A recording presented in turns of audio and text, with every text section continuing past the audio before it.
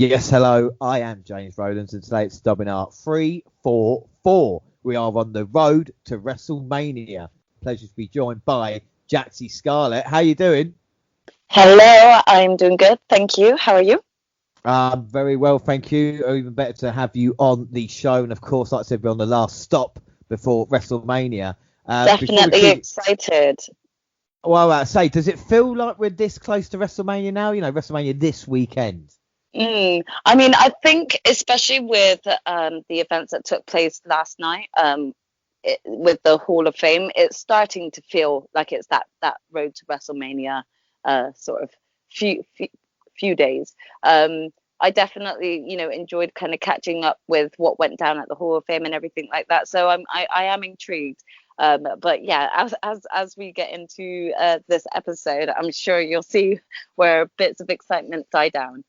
Yeah, I think without a doubt, like I said, it's a huge WrestleMania week, and the WNR is with you, listening along as well. Don't forget, of course, last Friday we released NXT UK to catch up, of course, NXT UK Prelude, which is on Thursday, the NXT update for the massive takeover event happening Wednesday and Thursday night, and of course, right now we're on the road to WrestleMania, of course, Hall of Fame we dropped last night as well. We're going to be covering, like I said, the events of Raw and Smackdown leading up to WrestleMania. We start off with Raw the 22nd of March. And of course, last time out was Fastlane. But the first match of the night saw Lashley take on Sheamus. The Celtic Warrior went through a war with McIntyre on Sunday, so he came in a bit busted and bruised. Another distraction from Alexander allowed Lashley to hit a spine bust to apply the Hurt Lock for the win. Hurt Business kept attacking Sheamus after the match until Drew McIntyre made the save. And afterwards, Lashley and MVP bollocked Benjamin and Alexander. So we have the first match, and it's the first time ever Sheamus tapped out in a match. I wasn't sure if he was turning face or not. What were you thinking of this very first segment?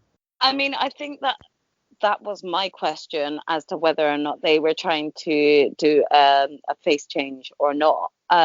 Especially because I didn't really understand the reasoning for this match right at the very beginning of Raw. Like, there was no explanation as to why this match was taking place, and considering we had Fastlane the night previously, yeah, Sheamus came out very battered and stuff, so it was questionable. And I also feel like Drew coming out at the end was kind of maybe solidifying that. However, I mean, what we're going to get into in the next few Raws, I'm not 100% sure he is turning. No, but this is the thing. The weird note is, one of the notes I put is Sheamus turning. The other one I put are Hurt Business breaking up. Because of the way Lashley and MVP kind of, talked down to Alexander and Benjamin. But of course, like I said, there's a lot to cover, and we're going to get onto that, And then after giving a fiery promo during a recent episode of Raw Talk, which we spoke about, Peyton Royce was given a chance to face Asuka. The Empress of Tomorrow took control early with a shoulder tap, but Royce stayed in the fight. The champ tried to apply the Asuka lock, but Royce countered for a 2 count. Royce hit a double foot stomp for the top turnbuckle for a near fall. Royce eventually tapped out to the Asuka lock. Ray Ripley's music hit. She came down to the ring to issue a challenge for WrestleMania. Asuka accepted the challenge right away. What are your thoughts on this? It's great to see Peyton Royce getting a chance, isn't it? It was really, and I think that the one disappointing thing that I will say about the match, even though I didn't really think that, at this point Peyton would have had the ability to beat Asuka, but I would have liked the match to have gone a bit longer, just for Peyton to be able to show a lot more of what she could do. So I felt like it could have gone longer, but I think I was I was more annoyed by the ending. Now, don't get me wrong. Everyone knows I've got a major bias towards Asuka because she's just my favorite, my number one.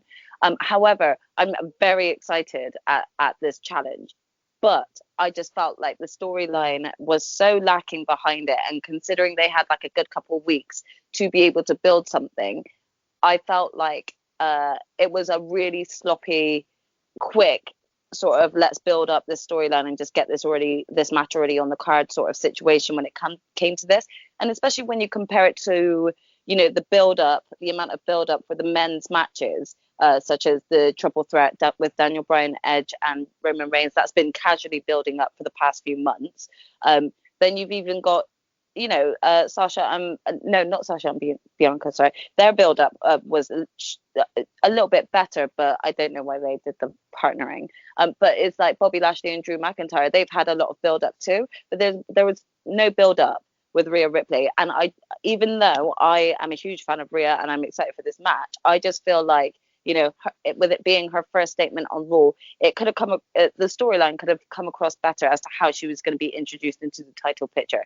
I just think it was sloppy writing. Yeah, I think you hit the nail on the head. I'm going to go on to kind of rant in a little bit as well about the build up between the Raw main events and the kind of SmackDown main events, as opposed to WrestleMania. Back to the match, I think, Royce did look good. Oscar somehow always gets the best out of a worker, and that's something that, it's so important. I don't know how she manages to do it sometimes. And of course, we see one of the most dominant women in NXT, and also Rhea Ripley. So that will be a very interesting matchup to happen. It's a shame it's only a 3-week build. Like we said, Ripley seemed a bit stumbly in a promo, but I am looking forward to the match. I mean, what would you rather have, Charlotte versus Oscar again? Or Ripley versus...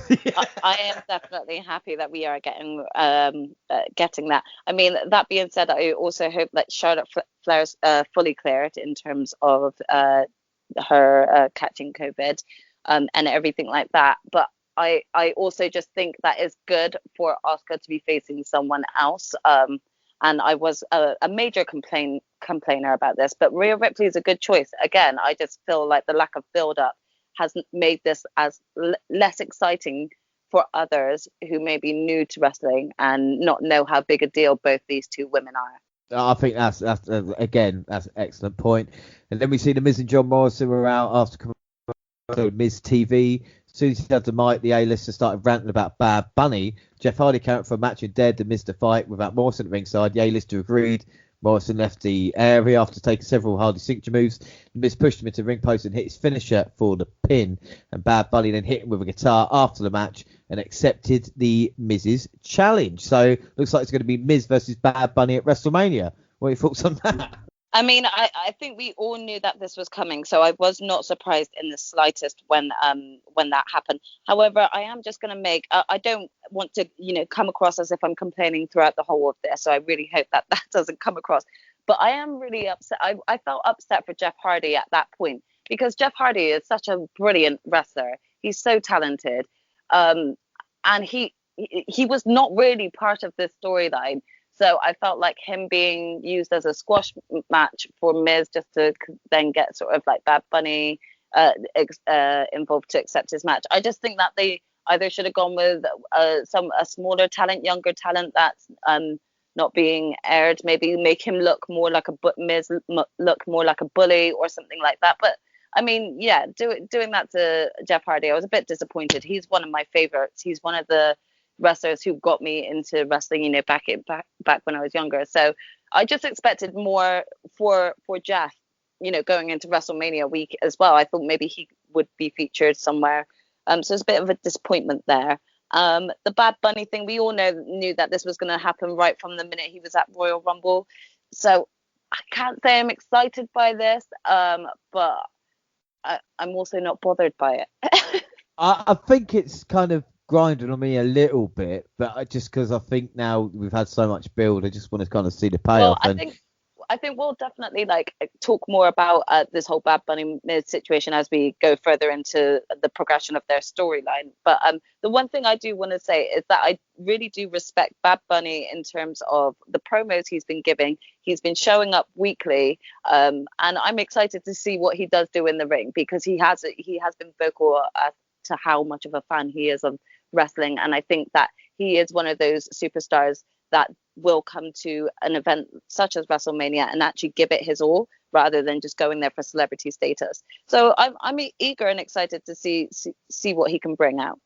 Yeah, I think that, and I think the other thing as well, talk about Jeff Hardy, and there's a certain few other wrestlers maybe that you could say, because I remember with TNA a few years back, they said how, a superstar could go there and just become another wrestler. And I feel with WWE sometimes, especially, last couple of years, a certain star, like a Jeff Hardy, former WWE World Heavyweight Champion, he's just kind of cannon fodder at this moment in time. He's kind of lost his luster. He's not special, if you know what I mean. And I think that's down to WWE as much as it is to Jeff or the superstar themselves, you know. Agreed. We get Matt Riddle calling AJ Cap because of Survivor Series. I think Matt Riddle's a moron, but I didn't mind that reference. He really is, but I really can't help the fact that he does make me chuckle. That does not mean that I always respect stuff that he comes out with and the way that he acts, but he does make me chuckle. Well, we see Styles, Omos, Xavier Woods and Kingston. They all gave promos to hype their tag match at WrestleMania before Styles and Kingston had their scheduled match. The New Day asked some questions to prove Styles doesn't know Omos that well. The Phenomenal One got every question wrong. But AJ said bury them and Graves in the promo. And everybody thought he's talking about an Undertaker rematch. I mean, bless their hearts, you know. Yep. I mean, Kofi, that was thoroughly entertaining. And that was sort of a highlight on that Raw, I think. This is the thing, and like you talk about chuckling to Matt Riddle. I mean, with the New Day, obviously, you know, I've got a smile on my face when I see them, but Styles and Omos, kind of, I don't know why it is making me laugh when it maybe shouldn't. And Kofi's English accent wasn't bad either. I mean, he did try it that one. Yeah. I mean, I don't know why, but it's working for me, whatever's going on with AJ and Omos. And I just keep finding myself more and more intrigued to keep watching what they bring to the ring. So I'm definitely excited to actually see Omos finally get into a ring. And then the other thing as well with New Day, the kind of, you know, talent sometimes get to a level where, you know, they probably don't have to check, or they say, oh, this is what we're going to do out here. And they're like, oh, yeah, fine. Because they know they're going to hit it out of the park, so to speak, you know, so they can, Kofi could do an English accent, or they can do like a weird dance or all this kind of stuff. And it's going to work out. They can do what they want. Hit the phenomenal forearm, but Woods distracted him with the trombone. Kingston hit the SOS to get the pin, while Omos was trying to deal with Woods. Thoughts on this? Xavier Woods playing AJ's TNA theme on the trombone was a brilliant pull. Well, I didn't actually notice this myself until I actually watched the YouTube review on that week's Raw, and then they actually mentioned it. I didn't actually notice he was playing that theme. That was one of my favourite TNA themes. You are, I am. But anyway, when he did that, I kind of was like, oh my God, that's really, really good. It will be interesting to see Omos wrestle. This was a good match between, of course, Kofi and AJ, but with the amount of talent involved, you know, how could it not be, really? Yeah. And then backstage, Bro got his scooter in his midsection by an angry fella. And then up next, McIntyre agreed to handicap if he won. Benjamin Alexander would be banned for ringside at WrestleMania. I know, it's huge. It's huge. As the former WWE champion began to regain his composure, he started throwing his opponents around the ring. He nailed Benjamin Alexander with 2 Claymore kicks for the win. What were your thoughts on this? I mean, yeah, it didn't excite me as much, but it was okay, I suppose. I mean, what did you think about it? I think they're booking Drew and they're going the same way as Cena and Reigns, and fans will eventually turn against it. Okay, right. Now I can actually say what I'm really feeling, because I really kind of didn't want to sound like a downer, but I don't want to get bored of Drew. Yeah. But I felt a little bit bored. Well, I'm a huge fan of McIntyre, but they can't. Me too. But the storyline itself. It's the storyline. It's the one faces of, like, it Hurt Business are popular, you know, tag team champions. They were, you know, like really popular team. And I mean, the whole group was like such a popular group.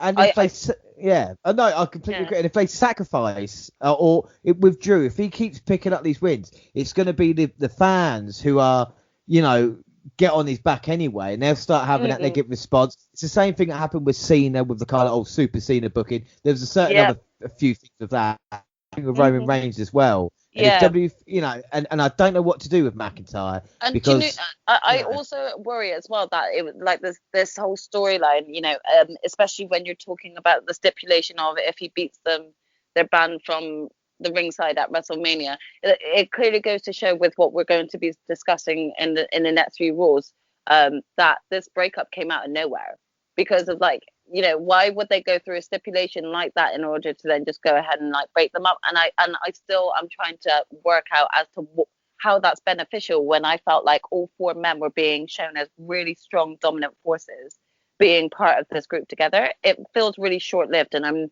not sure why. Well, no, like I said, we're going to get into that big time. But the thing is about this is kind of my annoyance with WWE as well. And hey, I don't want a tag team or multi-tag team match every match. You know, I'll watch AEW for that or whatever it is. But you've got to build up your tag team division. You can't have the whole point of a tag team. And it really does grind me. It really does fuck me off sometimes. The fact is, a tag team should beat two individuals. It always should. And every time they've done it for years, whether Michaels or John Cena or whoever it is, and they put like a guy there with another, and they'll always beat the tag teams, and they'll always lose. You're meant to be a tag team. Tag team wrestling is meant to be something different, where you actually have to learn the style. If you become, then necessarily single wrestlers can't do it. And exactly. It's just, it's exactly what you're saying now. It just goes exactly towards the women's division as well. Why the hell WWE continuously are putting the belts on women that they've actually just paired together and breaking up legitimate teams that actually work well together is beyond me. It really is beyond me. They have some very strong teams that deserve to have been champions by now with the tag belts, but they've been very kind of sloppy and lazy with their booking, and they're not thinking properly when it comes to the tag division, but they need to actually put a lot more focus back onto it.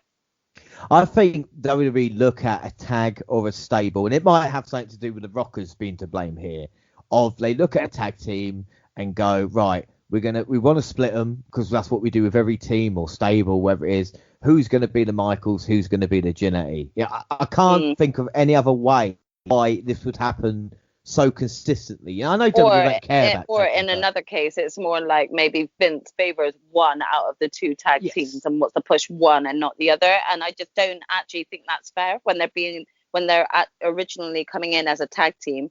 Then promote them that way, book them that way, keep them that way. We've got individuals, we've got solo wrestlers for a reason. Like, do you know how much it has grinded me in the past? Like, we have Oscar teaming with Charlotte Flair and then winning the belts when these two had the biggest rivalry come a few years ago at WrestleMania. Stop booking teams together that make no sense. It's one of these kind of annoying things that they do, and I'm sure we'll talk about it more in a little bit as well. Back to the match itself. I mean, like I said, 2-on-1 as well doesn't do anybody credit, and it's just going to cause trouble for McIntyre. But Cedric's rotation on the Claymore was sick, though. I'll tell you what, fair play to that. This was as good as it could have been with Benjamin and Cedric in the bad books of Lash and MVP. They asked the locker room if they want an opportunity to take Drew out to get their shot. This was a good idea in a premise to ask the locker room, go, right, anybody take out Drew, and in theory could produce a star-making appearance from maybe a younger guy in the locker room or someone we kind of forgotten about. Yeah, but, I mean, as we will soon see, it's exactly fucking Corbin. I know. They fuck it up. Fuck it up. But anyway, we'll get on to that. I literally was like, he doesn't even go here. What the fuck? To the Raw locker room. He went backstage to the Raw locker room. Why the fuck is Corbin showing up? I don't want to go off here, but I just realised I just thought about tag teams as well. The fact is that Edge and Christian, or Vince McMahon, want to break up Edge and Christian in the after WrestleMania 16. And if he'd have done that then, and Edge would agree to it, Christian would agree to it, we wouldn't have had that kind of the whole run up until the TLC matches and everything else coming to that. I mean, just imagine what we've missed out on because they have done it with other teams. Just any the this bar, is why they need to kind of stop kind of going with their idea of, oh yeah, this could be great, this person could be great as a solo. If they were going to be great as a solo, then they would have actually come in that way. They came in as a tag team. They chose to come in as a tag team. How about promote them that way? It shouldn't be one over the other when it comes to tag teams. Nothing without doubt. And then Mandy Rose and Dana Brooke versus Nia Jax and Shayna Baszler next. And Rose grabbed Baszler and cornered her for some shoulder thrusts. Rose chased Reginald into the ring. He did a quick aerobatic move to impress Jax. This actually allowed Rose to hit a knee for a near fall. Jax hit Brooke with a Samoan drop for the win.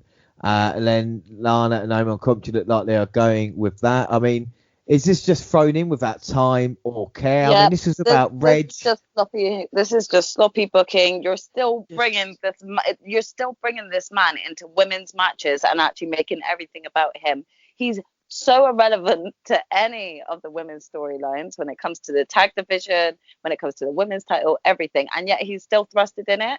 He bores me and is getting on my nerves a little bit. It's also kind of getting on my nerves at how they clearly don't have a storyline or a right sense of direction in where they want to go with the women's tag division, and it shows. So it's really it's This is the thing.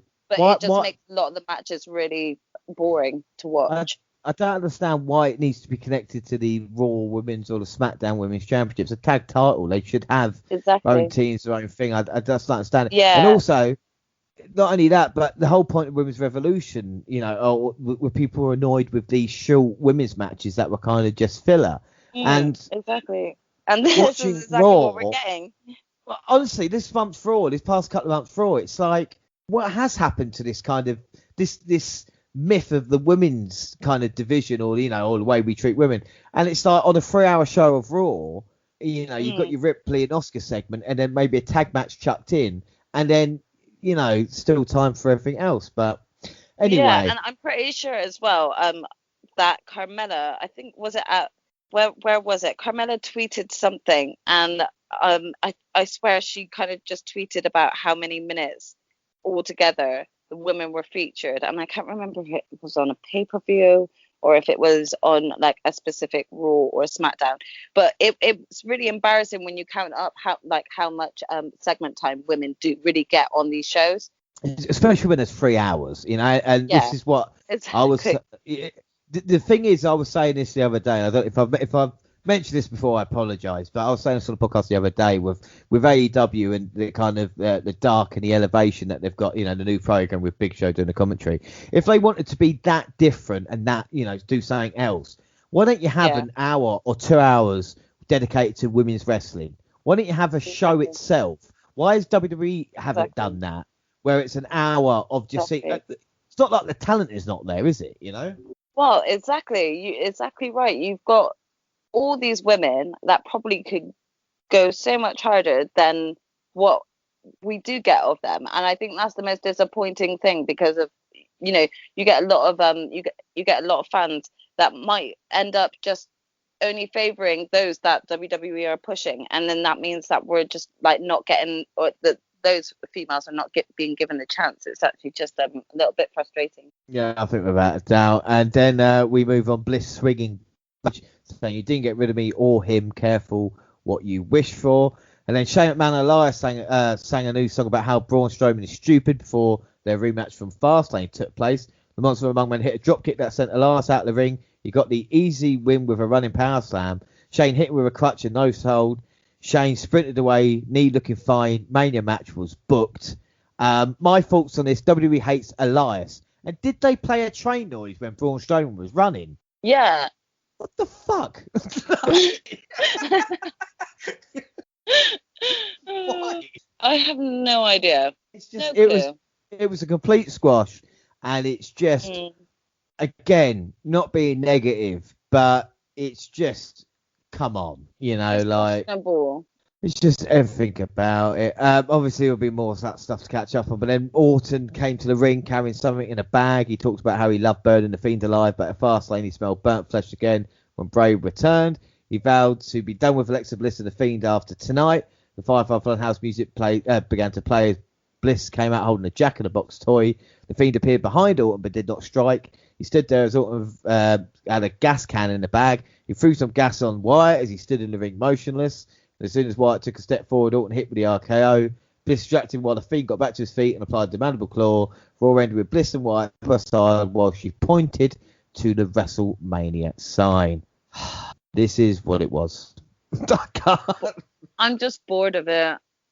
I'm just really bored of this now. I really am. I know that it's probably going to be over come WrestleMania, but I'm losing interest, and I really like the Fiend, but I really don't need any more Randy Orton. He needs to go on holiday. He needs to go on a break. There is one great rumor that I've heard, and you might have heard as well, about the Fiend. I haven't heard any rumors. Please do share. This is a good one. So the Fiend that we're seeing right now is not actually Bray Wyatt. It's Bo Dallas. Are you for real? This is it. I read this and I was like, oh my God. And the fact at WrestleMania is that the real Fiend will show up again, and then Bo and the Fiend will actually be like a tag team. Oh my gosh. Yes, I'm all for that. And then just have crazy Alexa Bliss be their little manager. That's cool. Yeah. I mean, when I heard it, I'm happy to do that. yeah, I was like, Bo Dallas, yeah, I bet he's in catering thinking, that's a good deal. Let me do that. Yeah, I mean, well, to be fair, as the brother of Bray Wyatt, like they could be doing so much more with him. So it's just nice to know that, that's a possibility. I think that, and of course we got a new Kane, like we're saying with the Bray Wyatt character. But match made for Mania, it wasn't a bad Raw. I mean, it wasn't great. Don't get me wrong. We'll move on to SmackDown. See if that could cheer us up. The 26th of March, we get a Fastlane recap. Focused on Daniel Bryan tapping out Roman Reigns and Edge attacking him with a chair. We see Daniel Bryan music hit, and he made his way to the ring carrying a chair. He discussed making Reigns tap out of Fastlane. He pointed out that Reigns claimed he'd rather die than tap out. He noted in the perfect world he'd be standing in the ring as Universal Champion. He would know that he's heading to the main event at WrestleMania, but that's not happening. Bryan pointed out that Edge attacked him with a chair when he made Reigns tapped. He earned the title and the main event at WrestleMania. He's still determined to be the Universal Champion. He's going to earn it. Bryan then challenged Reigns to a rematch tonight. He said he's not leaving the ring until he gets the answer. He placed a chair in the middle of the ring and took a seat. Bryan was still sitting in the ring when we got back from the break. And on commentary, Corey Graves wanted to move on with the show. I mean, what were your thoughts on this? I mean, before Adam Pearce comes out. I mean, Bryan, for me, has the momentum that he did before WrestleMania 30. Yeah, I agreed. And not only that, but I did figure out that after, sort of him just sort of getting cheated out of a chance at the title at Elimination Chamber, I kind of figured they were leaning towards potentially making this a triple threat. So I really, as always, I really enjoyed Daniel Bryan's promo. I was intrigued to see where things were going to go in terms of how it was going to go about inserting him into the picture. So yeah, I mean, Daniel Bryan can get anyone excited. I think without a doubt. And then we see Adam Pearce finally walking out, saying he couldn't give Bryan a rematch. Bryan pointed out he made Reigns tap at Fastlane, and Pearce noted that the referee decision is final. The Edge gets the title shot at Mania. Bryan then asked to get the title shot right after Edge and Reigns' main event. Pearce claimed it wouldn't be fair to make someone wrestle two matches back to back. Of course, Bryan laughed because that's what he had to do at Chamber. Then he said it's two nights, so why don't Edge challenge Reigns on night one, and he takes winner of night two. Pearce seemed to like the idea when Edge's music hit. Edge got in Pearce's face and knocked the mic out of his hand. He's furious that Bryan wants another title shot. Edge said that Bryan wants a title shot on the second night to pick the bones. He pointed that every match can be his last match. He got in Bryan's face and ended up brawling. Edge hit the spear on Bryan and beat him down with a chair. This was a fine opening segment, and Edge was a total heel. It really was. It was so exciting, though. It was so exciting, but this also brought you back to, like you said, everyone rooting for the underdog Daniel Bryan. Here you got all this authority. You got sort of the head of the table, Roman Reigns, and even the iconic Royal Rumble winner all coming out and bashing on Daniel Bryan for feeling that he doesn't deserve it, when in every right mind you're screaming he deserves this, because like you said, Roman's there complaining about performing for two nights in a row and things like that, when Daniel Bryan had to do that in one night. Yeah, he's got no cause for complaint. All he wants is a fair title shot. So yeah, it was really well put together, and I thoroughly enjoyed it. Yeah, I think without a doubt, and I can see them feuding after WrestleMania as well, no matter what the result of the title match is. Yep. In the back, Roman Reigns watched the recap of Paul Heyman and Jey Uso, told Heyman to get Adam Pearce. Reigns told Uso to take care of the situation and use force. They then recapped Cesaro and Seth Rollins feud, leading to Seth Rollins versus Shinsuke Nakamura, and they traded shots of the ring bell. Nakamura took over and hit a knee to the back of Rollins' head on the apron, but Rollins avoided the Kinshasa. Rollins countered with a powerbomb and hit the curb stomp for the win. I mean, just like the Fastlane match, it was good, wasn't it? It was. I mean, Shinsuke Nakamura is a brilliant and talented wrestler, and you got to give Seth Rollins credit where due. He can actually produce really good matches. So I thoroughly enjoyed it. I was slightly hoping that you'd see Cesaro come out and make the save, but at the same time, with what we will later get into in further ones. Like, you know, this is a storyline that I think that they have thought about and they've planned out carefully. I just wish that this type of attention was also like mirrored onto the female division. Well, after the match, Rollins jumped Nakamura and continued to beat him down. Suddenly Cesaro's music hit and he ran down for the save. He attempted to give Rollins a giant swing, but Rollins escaped. And in the back, Adam Pearce walked into Reigns' dressing room with Jey Uso. Paul Heyman thanked Pearce for not making the wrong decision earlier.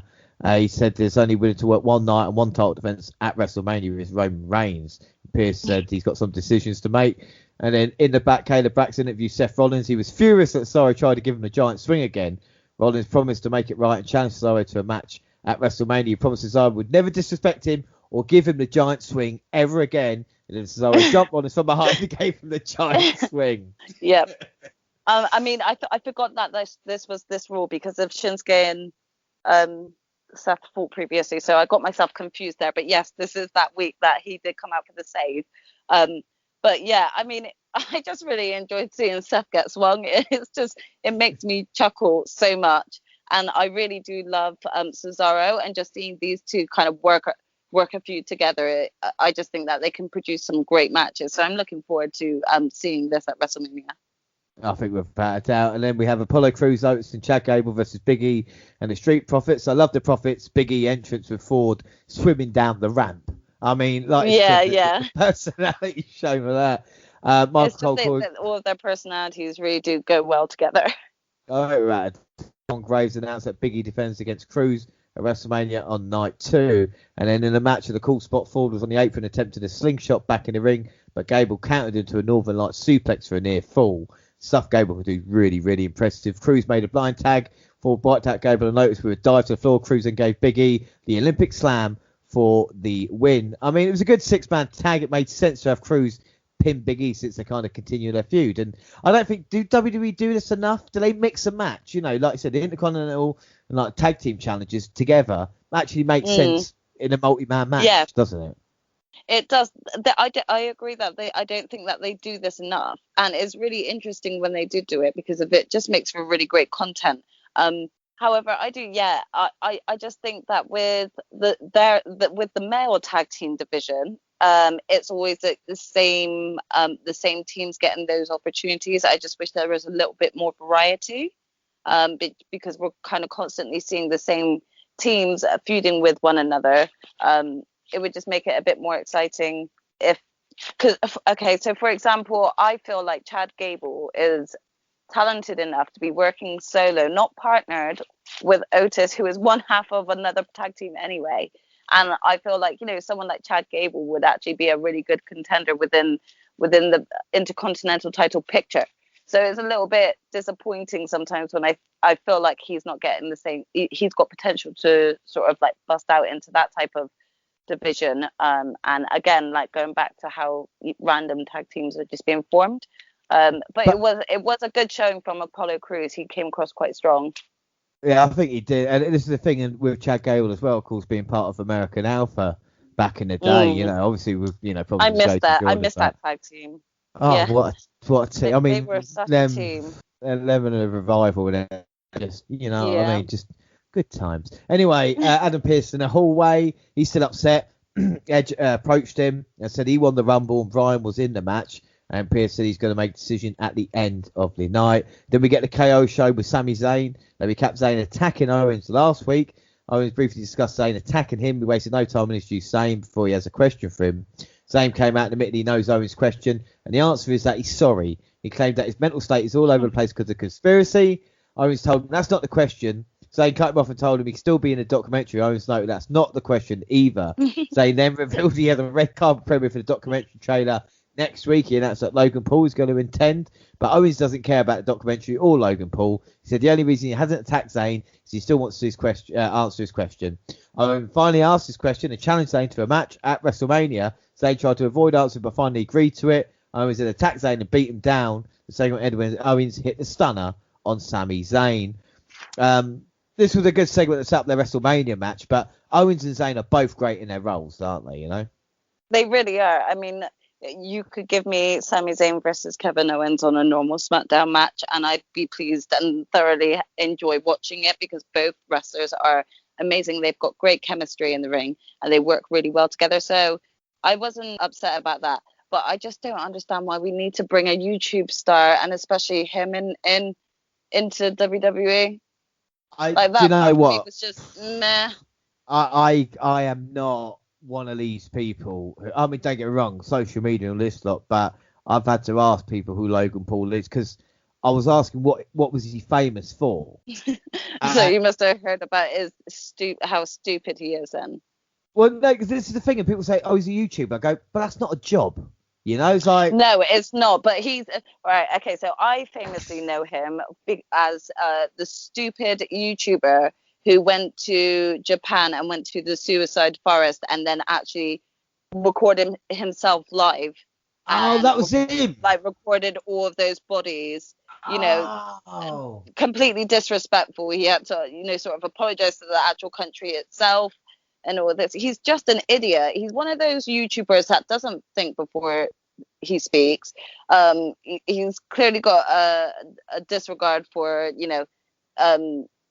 a care as to how his actions portray. Like, he was like also like filmed at like the protests, and then like kind of there was a lot of controversy as to whether or not he stole stuff or whether or not he didn't. I don't even know whether or not any of that's true. I just know that he's an idiot.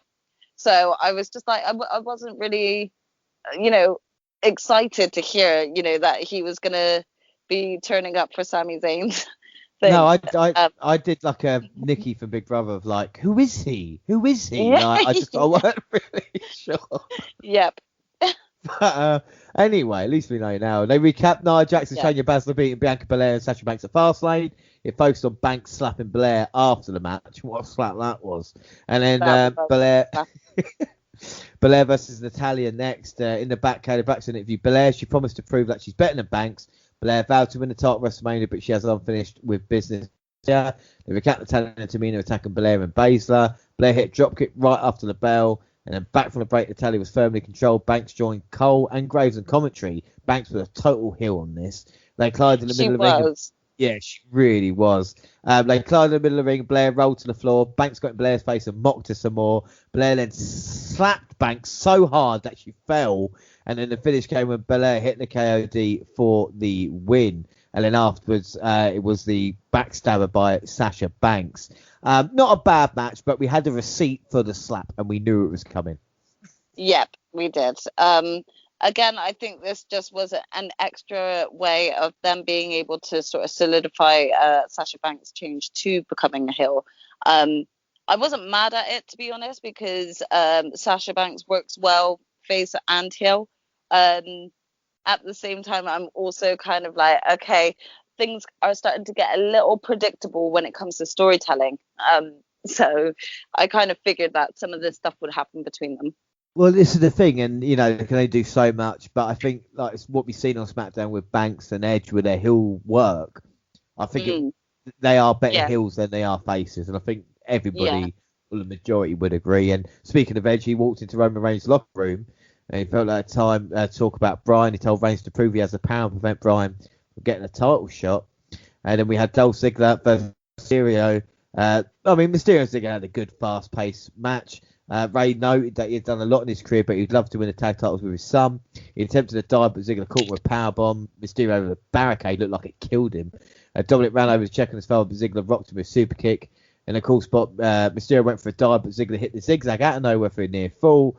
Mysterio fought back and hit the 619. He followed up with a slingshot splash for the win. It's a really quick match, this one as well. It's over and done. Especially involved. I think again though, when it comes to even things like the Mysterios, I see a lot of potential in Dominic, but I don't see a lot of potential going anywhere until he sort of chooses to turn away from being part of it. I know that Rey Mysterio is talking about loving the idea of becoming a tag team, but I think that Dominic Mysterio needs to kind of like venture out for himself, and he's one of those young talents that he's got the potential to go quite far as a singles wrestler. But I think he does need to. It's kind of like that whole thing that I was saying about Charlotte Flair and how Charlotte Flair didn't need Ric Flair coming out to every match with her. She's a dominant force within her own division. She doesn't need her father there watching for approval. And it's just sort of the same advice that I've got for like Dominic. I feel like he actually could have a lot of potential in himself. But I think teaming with his dad consistently each week is probably thwarting him from growing. Yeah, I don't think it's helping. And then we get Adam Pearce's WrestleMania decision. Roman Reigns, Paul Heyman, Drew Uso made their way to the ring. After the break, Edge and Daniel Bryan made their way for Pearce's decision. Pearce agrees with Reigns and Edge that they shouldn't have to compete multiple times at WrestleMania. However, he also agrees that Bryan deserves a title shot as well. He then announced that he's adding Bryan to the match and they'll compete in the triple threat at WrestleMania. Reigns and Edge didn't like Pearce's announcement. They started, Bryan and Edge started brawling, but Reigns caught Bryan with a Superman punch. Reigns was about to hit Bryan with a chair, but Edge hit him with a spear instead. Edge then grabbed the chair and beat Reigns, and Bryan's down. Uso jumped in and distracted Edge long enough to allow Reigns to escape. Edge continues to attack Bryan with a chair. Referees and officials ran out to stop Edge, but he hit him with a chair as well. Bryan crawled out of the ring. Edge sat on a chair in the middle of the ring to end SmackDown. What a way to end it. I mean, all three men did great opening and closing the show, really. I think without a doubt, I think the main storyline. But one of these things, and a lot of questions are going about why it was maybe made into a triple threat match. And this is something I noticed last year, but I don't know about you. Does Edge look old, or is he looking older every week? Or is he not?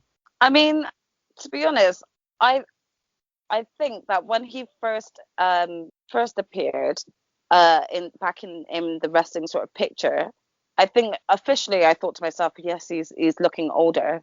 But I don't think he's looking older as the weeks go on. However, I do think that since his feud with Randy, I think it's proven to him that he can't take as many hard knocks as what he thought he could. So I think that they've possibly brought Bryan in to ease on that. I would agree. The thing is with Edge is the injuries that he's has had even throughout his career have been like 6 months to a year out. You know, we talk about neck surgeries and everything else that he's done. So they have to be careful here, and maybe the reaction that they wanted, maybe they didn't get that as well. But I think it works out all round because you get the Edge kind of character that we want. Of course, Roman Reigns firing all cylinders, and this is where Bryan works the best as well, you know. And I also think that if it was going to stay as Edge v Roman, we wouldn't be able to get this sort of like unhinged Edge that we're getting now, because he would be more portrayed as the face. So it is easier to have someone like Daniel Bryan, who is such a brilliant face, to be the ultimate one, the ultimate face, so that Edge can kind of come off more unhinged. Yeah, I think that. We'll move on to a little bit of news, and we heard that former WWE superstar Brian Road Dogg James, who works behind the scenes in NXT, was hospitalised the week after possibly suffering a heart attack. Road Dogg's wife, Tracy Conant, made the announcement on Saturday. Brian most likely suffered a heart attack on Thursday night after returning from Orlando. He's had a test run. We're currently waiting for the results. Road Dogg saw a kidney specialist and set to undergo a stress test. James added that her husband feels horrible. Of course, Road Dogg is 51. So that was a little bit of a shock, because obviously one half of the New Age Outlaws. Of course. Thoughts, of course, go out to Road Dogg, of course. Right, that we have a little bit of an update of that a little bit later. Then we had the top 50 women, Sarah Shriver, doing the top 50 women documentary. What I quite liked about this, because it reminded me of like the old DVDs, you know, where you have like the top 50 OMG moments or something like this. But what they did is that the first kind of 30 women in it kind of had like a 3 or 4 or 2 minute video, and the higher up the rankings they got, the longer the video basically was. So like the last episode, which was I think 5 to number 1, 45 minutes long, so you could have like 10 minutes on each of them, which I thought kind of worked. They did the modern era because obviously they don't want that awkward Moolah talk, do they? So we top 10. You see if you agree, disagree, or who else would you put in there? Top 10 for them. Number 10 is Bailey. Number 9, Ronda Rousey. 8 is Lita. 7 is Alundra Blaze. 6 is Sasha Banks. 5 is Oscar. 4 is Chyna. 3 is Becky Lynch. 2 is Charlotte Flair, and number 1 is Trish Stratus. Right. Would you change anything there? I don't know. I feel like I mean, are they kind of going with the overall thing? Because is that like an actual rated list in terms of the right order, or is there no particular order? No, that's the order. That's what that's their top 10. Trish Stratus ranked number 1 of all time of the modern era of women's wrestling. I mean, you could say that, to be fair, because, you know, when you look at the history of Trish's run through the WWE from where she began, not only as just a manager, but also as the eyepiece, as the eye candy. Not only do you also then look at, you know, the type of storylines that she got and how she worked herself into, you know, what could be seen as one of the best sort of history making moments with Lita starring in the first like main event on Raw. You could say that she has been like the most influential of all time, but again, yeah, I think from a fan's point of view, I would also agree and go with someone like China in more of a higher status, and I think that's personally because China like fought in both divisions and had that sort of respect given to her from both male and female wrestlers in the ring. So I feel like she actually helped pave a way for women to be given more attention when it came to WWE. Yeah, I don't think, you know, speaking about China, and I know obviously the history and everything else, but there is, and I might be wrong, but I don't think there is going to be another woman who is going to be competing for the Intercontinental title, be in Rumbles, be in King of the Rings, be used against the kind of upper mid cards. You know, like, China was special. You can go back and watch China's triple threat match that she had with Chris Jericho and who was it? Is it Dean Malenko? Hardcore Holly. Hardcore Holly. Okay, yeah. And I mean, you know, she was given the same sort of ring time and same level of respect as both men in the ring. And I just thought it was at that moment for a young female like me, it was very life changing to see, you know, like women can be just as strong as men, that sort of thing. So yeah, I would probably go with China, but that is just personal opinion. Yeah, well, I would maybe I would agree with you there with China being number 1, but it worries me that Charlotte is number 2 and he takes a couple more titles and she'll take that top spot. I'm never agree. I'll never. You'll never take me alive. No. We did have a good update though. Tracy James, called Fro Dog's wife, updated her Facebook page and says, "Want to give everybody an update. I just got the best. My husband has no blockages and he's getting to come home today. We still have some doctor visits to take him, but his heart is good. Thank you so much for the prayers." So it just shows you that maybe working on WWE full time is not the healthiest option, I would say. And I think as time has been showing us right now, it might be better to, you know, take a step back sometimes. Without a doubt, but we're not, because we're going to move on to the 29th of March Raw in the Open with Drew saying anyone coming for him will get it, and then a full Lashley entrance. It wouldn't be Raw without a full Bobby Lashley entrance to start us off. But he still got this like 3 times that night. I don't know. He must be, ever since you pointed it out, it was just the fact of he has 3 entrances. Right?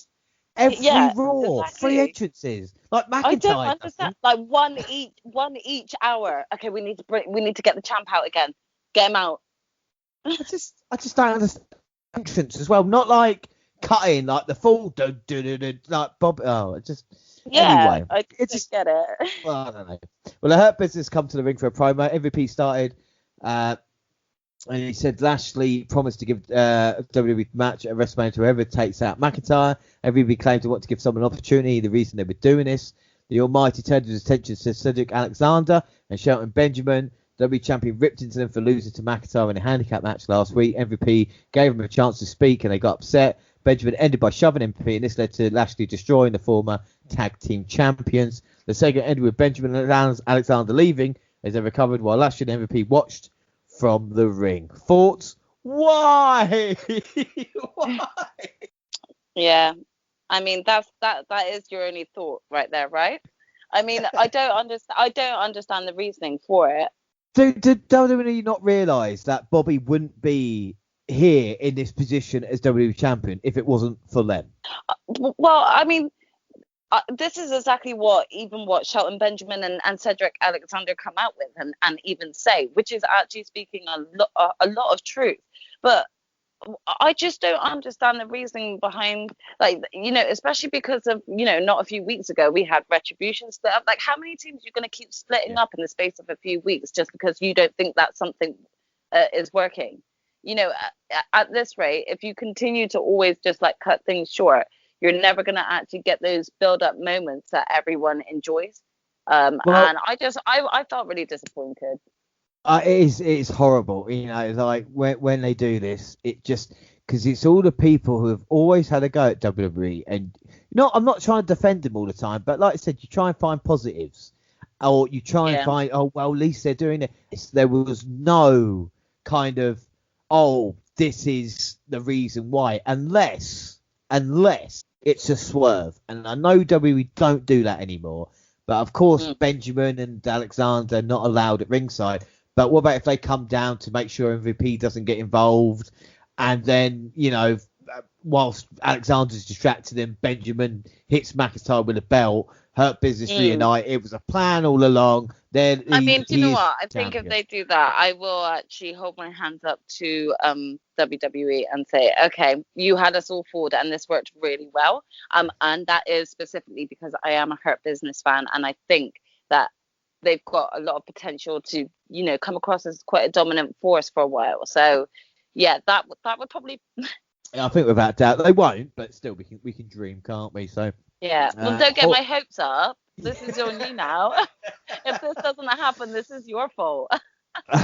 Well, we see Sheamus attacking Riddle backstage for the match, but once they got in the ring, the US champ looked like he had recovered to full strength. Yeah, he looked like a moron. We get a brief exchange of strikes, led to Sheamus hitting a huge knee to the face for the pin and the win. And just to confirm, Matt Riddle is a moron. Hope Sheamus wins at WrestleMania. This was a good match. But isn't this exactly what we will see at WrestleMania? Basically, that's. I mean, I feel like we would, yeah.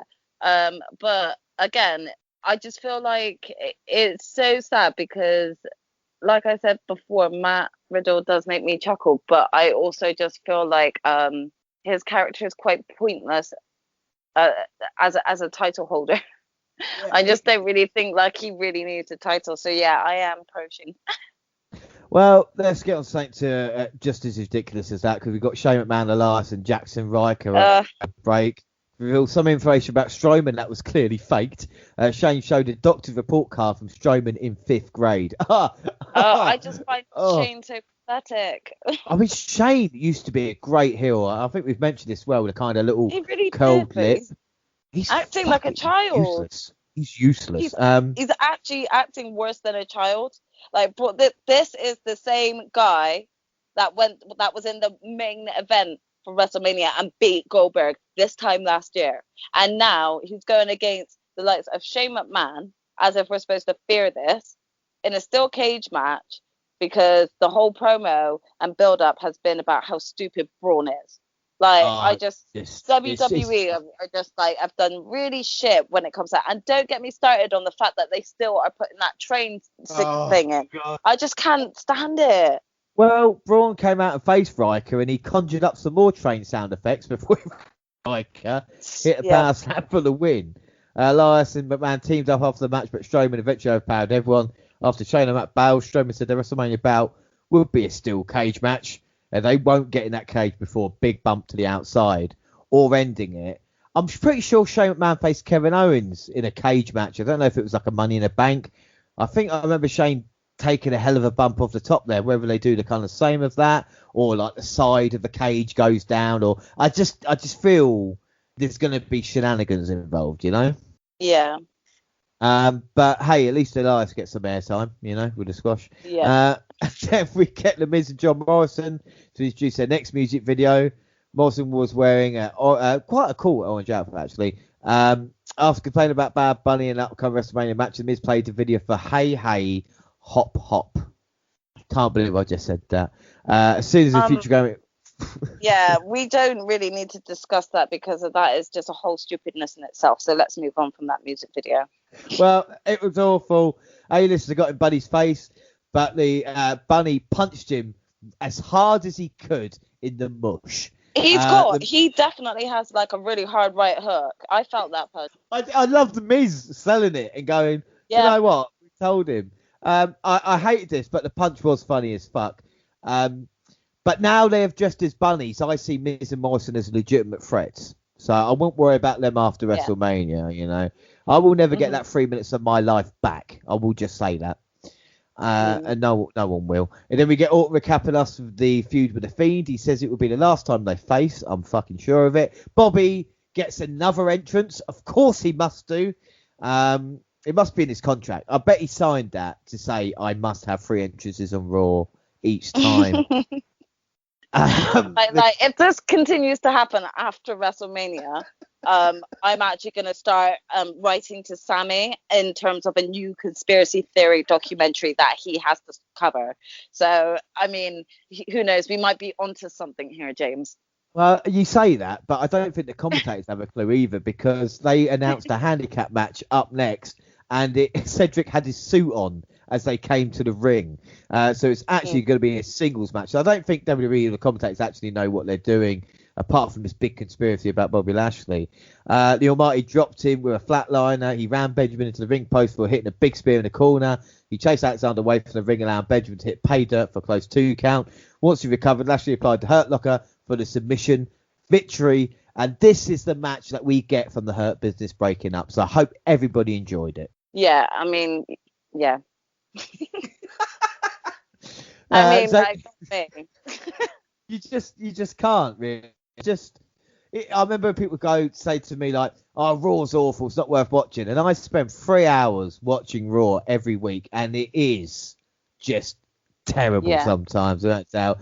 We can see if Woods and Kofi Kingston can save it. They set up several games in the ring for a second with Styles and Omos to test their teamwork skills. They played charades and Pictionary for Omos told them to stop. He said all they have to do is win at Mania to prove they're a better team. Thoughts on this? AJ can be goofy. Omos not wanting to play is actually funny. Like I said, I don't mind this because AJ seems to be letting his hair down a little bit as well. Yeah, I mean, I'm right. So I'm not going to lie. I remember sort of like having a break with watching wrestling and things like that. So for me, it took AJ Styles like actually coming to the WWE, and I saw the reaction, and I then had to do my homework on AJ Styles. So I must admit, I did not really know much about him. And I've seen his phase one, and when he had that feud with Samoa Joe, I've seen him have so many different feuds, so many different characters. I think this is the first time I'm genuinely seeing like AJ Styles just have a lot of fun just going with it, you know, like more probably improv. But I really just like this AJ that we've got right now. It's more like an improv AJ, and I love it. I think without doubt, and then AJ faced Woods, the full-on one hit, a fireman's carry, net breaker for near fall. Woods responded with a tornado DDT for another 2 count. Almost ended up calling a disqualification when he attacked Woods and Kingston. He tossed Kingston over the barricade and crushed Woods in the corner when Styles directed traffic. This wasn't bad, but I bet you the WWE are praying he and a New Day can get almost over at WrestleMania and set him up correctly. If any free superstars or talent can, it's going to be these 3 guys, isn't it? You know? Yeah, I mean, like, to be honest, I'm really hoping and praying that, you know, when it comes to Omos, this is what WWE are going to do right, because as we've rightly just spoken about when it comes to Braun Strowman, like they don't do well when it comes to big and their big men. So I really, really hope that Omos gets his time to shine in the ring when he does eventually make his wrestling debut, but also that not that they protect him, but they make sure to kind of put him in the types of matches, the types of feuds that he should be in. Yeah, like I said, it's that is kind of one of the bright things at the moment on Raw. But, you know, anyway, move on. And Bliss says Fiend can't wait for Mania. His biggest mistake is that he thinks he knows what happens next. Legend Killer dies at Mania, and then we see the Fiend on a swing, which is just weird. It's not kind of scary. It's just weird. Like, why? I kind of wouldn't mind it if they tried less with the whole, oh, this is a horror show sort of thing, and just left it as Alexa Bliss and company are weird as fuck. Yeah. Just let them be weirdos rather than horror villains. Do you see what I mean? Because of like the sort of slapstick horror that does end up happening is not actually fun with the fake fireballs and shit. You know, No, like but give us the weirdness that would come from it. Just kind of how the Fiend first started before it became like all meshed in with supernatural elements. well, involved, the thing is, this is the thing, and on Impact Wrestling, I don't know if you get a chance to watch, and I don't know many people do, but I've I started watching do that every other. Yeah, I've been kind of watching it in and out, but I've been kind of trying to watch it like every other week at least. Yeah, well, Decay are the kind of group in Impact, and with Yeah. Rosemary, and it's the kind of that kind of not this, but you know she's kind of fucked up, but it's not kind of going. It's not silly. There's a seriousness to it, and I think the Fiend need to kind of go onto that rather than because they're going to boogeyman realms at the moment. Do you know what I mean? As opposed to. And as much as like, you know, like look at how the Fiend's journey started, and you know, it took people a while to get used to like what the hell is this Firefly Funhouse all about and things like that. Bring just that weirdness back, that weird element where it leaves people questioning what they're doing, why they're so weird, but doesn't have that, oh, are we going to get some fake pyrotechnics now? You know? We just need less of that and just more weirdness. Like, let them be weird. There is a way of like being able to be weird, aka the Firefly Funhouse type weird, that actually makes sense and draws people in. That isn't slapstick horror. Like, yeah, it's just a bit too much. You know, there's got to be a way they can sort it out. Next, we see Drew go into the locker room.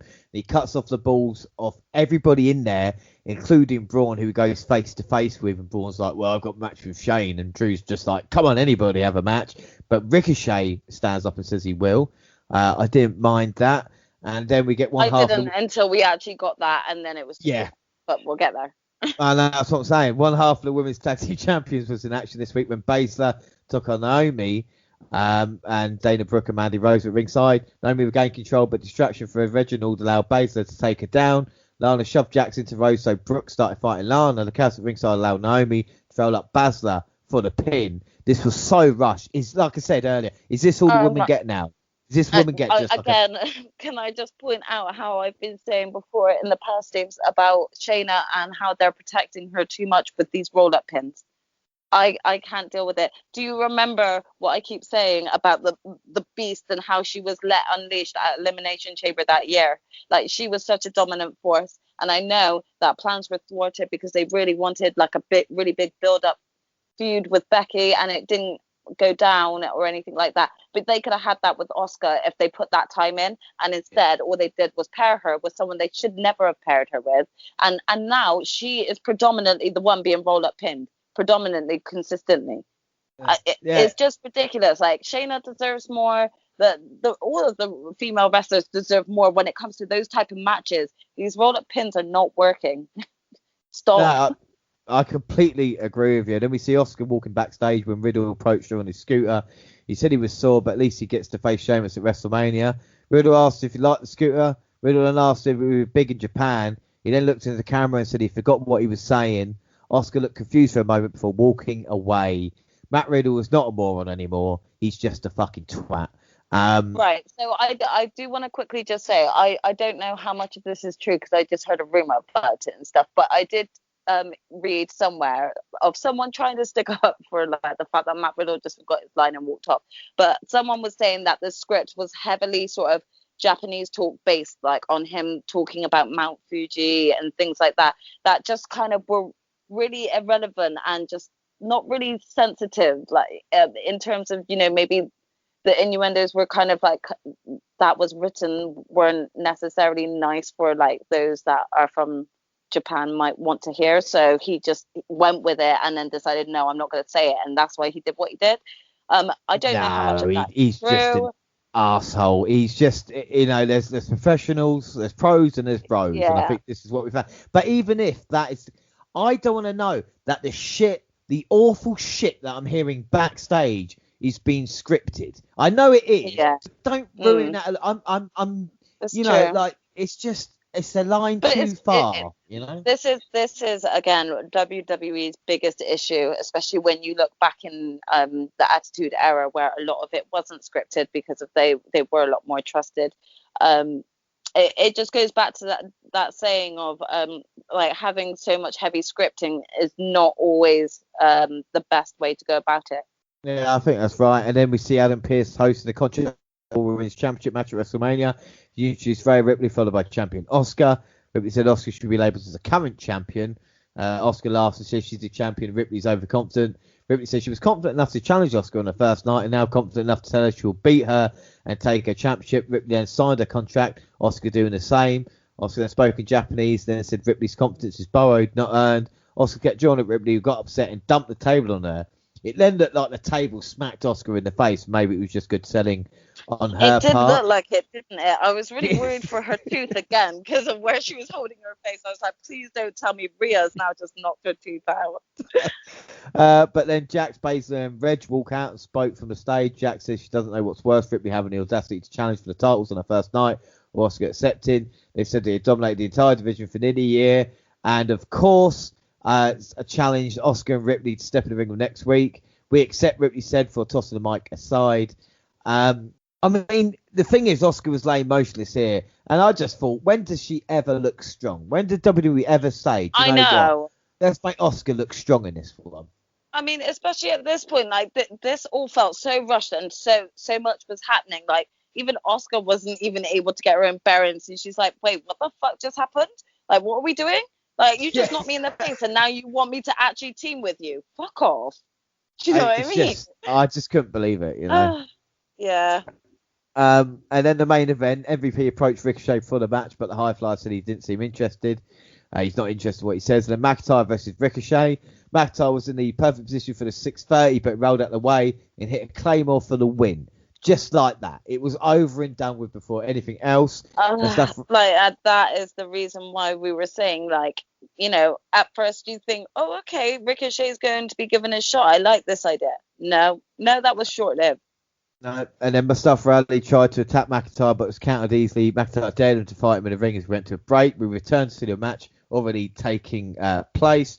McIntyre hit a slap suplex out of nowhere, and then he hit a Claymore for the win. So that's Mustafa Ali and Ricochet, two of the most probably talented wrestlers of their generation, completely wasted. Yeah. He then called out and Lashley. And there's also, like, just that actually drop in there as well. There's also really doesn't look good when Ali, just like shortly before this, lost his team. So it's like, you know, so you're saying he can't do good with a group or good without. Like, you're just really burying him. Well, he called out Lashley to come finish him off himself. The Almighty was happy to oblige. We get another break, and then they talk some trash to each other. But then King Corbin attacked McIntyre from behind, allowed Lashley to apply the Hurt Lock of the show, ended with Lashley standing tall over his WrestleMania opponents. Thoughts? Not Corbin. This is basically a fuck you to the Raw roster. Yeah. This bugged me, and it's not. Well, yeah, it is slightly because of really Corbin, but a majority of it is like, where the fuck were you to have heard this invite that went to the Raw locker room, Corbin? Where? You were never supposed to be a part of this. That wasn't extended to you. He went to the Raw locker room, not the SmackDown one. So yeah, I definitely got a bit angry at this, shouting like he doesn't go here, because he doesn't. No, and you're bang on. You know, you are bang on about it. This is a problem. I try and be so positive, but when you've got two, intelligent people talking about the product that they've watched, this is the problem with it. And it's simple things of going, Baron Corbin. You thought the answer 1 week before WrestleMania was Baron fucking Corbin. Like, anyway, on the 1st of April, we found out that Bobby versus Drew will start night one. Of course, we'll run through the card and also give our predictions of maybe the running order as well. But that's quite big news. And also, Adam Pearce held a Twitter announcement saying that the Friday Night SmackDown for the go-home show for WrestleMania 37 will be a WrestleMania SmackDown featuring the Andre the Giant Memorial Battle Royal. including Akira Tozawa, Angel Garza, Cedric Alexander, Drew Gulak, Elias, Eric, Grand Metalik, Humberto Carrillo, Jackson Riker, Jey Uso, Kalisto, King Corbin, Lynch Dorado, Mace Murphy, Mustafa Ali, Ricochet, Shelton Benjamin, Shinsuke Nakamura, Slapjack, T-Bar, and Tucker. Do you know, you just named all of the people that WWE are burying and don't give a fuck about right now. If the final two aren't Jey Uso and Nakamura, they have fucked it up big time, you know, like. Yep. And like, I'm sorry, but like, out of anything, like Jey Uso being part of that match, I just don't understand why they would do something like that when they could have potential for a lot more to do with him. Not only that, but why is it even being shown on SmackDown? It's a WrestleMania tradition. Yeah. You got 2 nights. You got 2 nights for WrestleMania, and you're now telling me you can't even fit that on the card, yet you can fit something ridiculous like Shane v. Braun on the card. No one wants that match. Take that out, put it on SmackDown, and put the Andre Memorial one in. I'd happily actually rather that be there. I'm a bit without doubt. And also we've got the Fatal 4-Way match for the SmackDown Tag Team Championships as well. Along with that, so that'll be interesting. And then April. Yeah, but like I also felt like, well, where's the relevance there when the Raw Tag Team titles are getting a chance to be on WrestleMania, but the SmackDown ones aren't? Yeah, and there's another thing as well. Not only that, but why couldn't the Hurt Business be involved with Omos and AJ and with the New Day in a kind of triple threat match at WrestleMania? Yeah. You know why?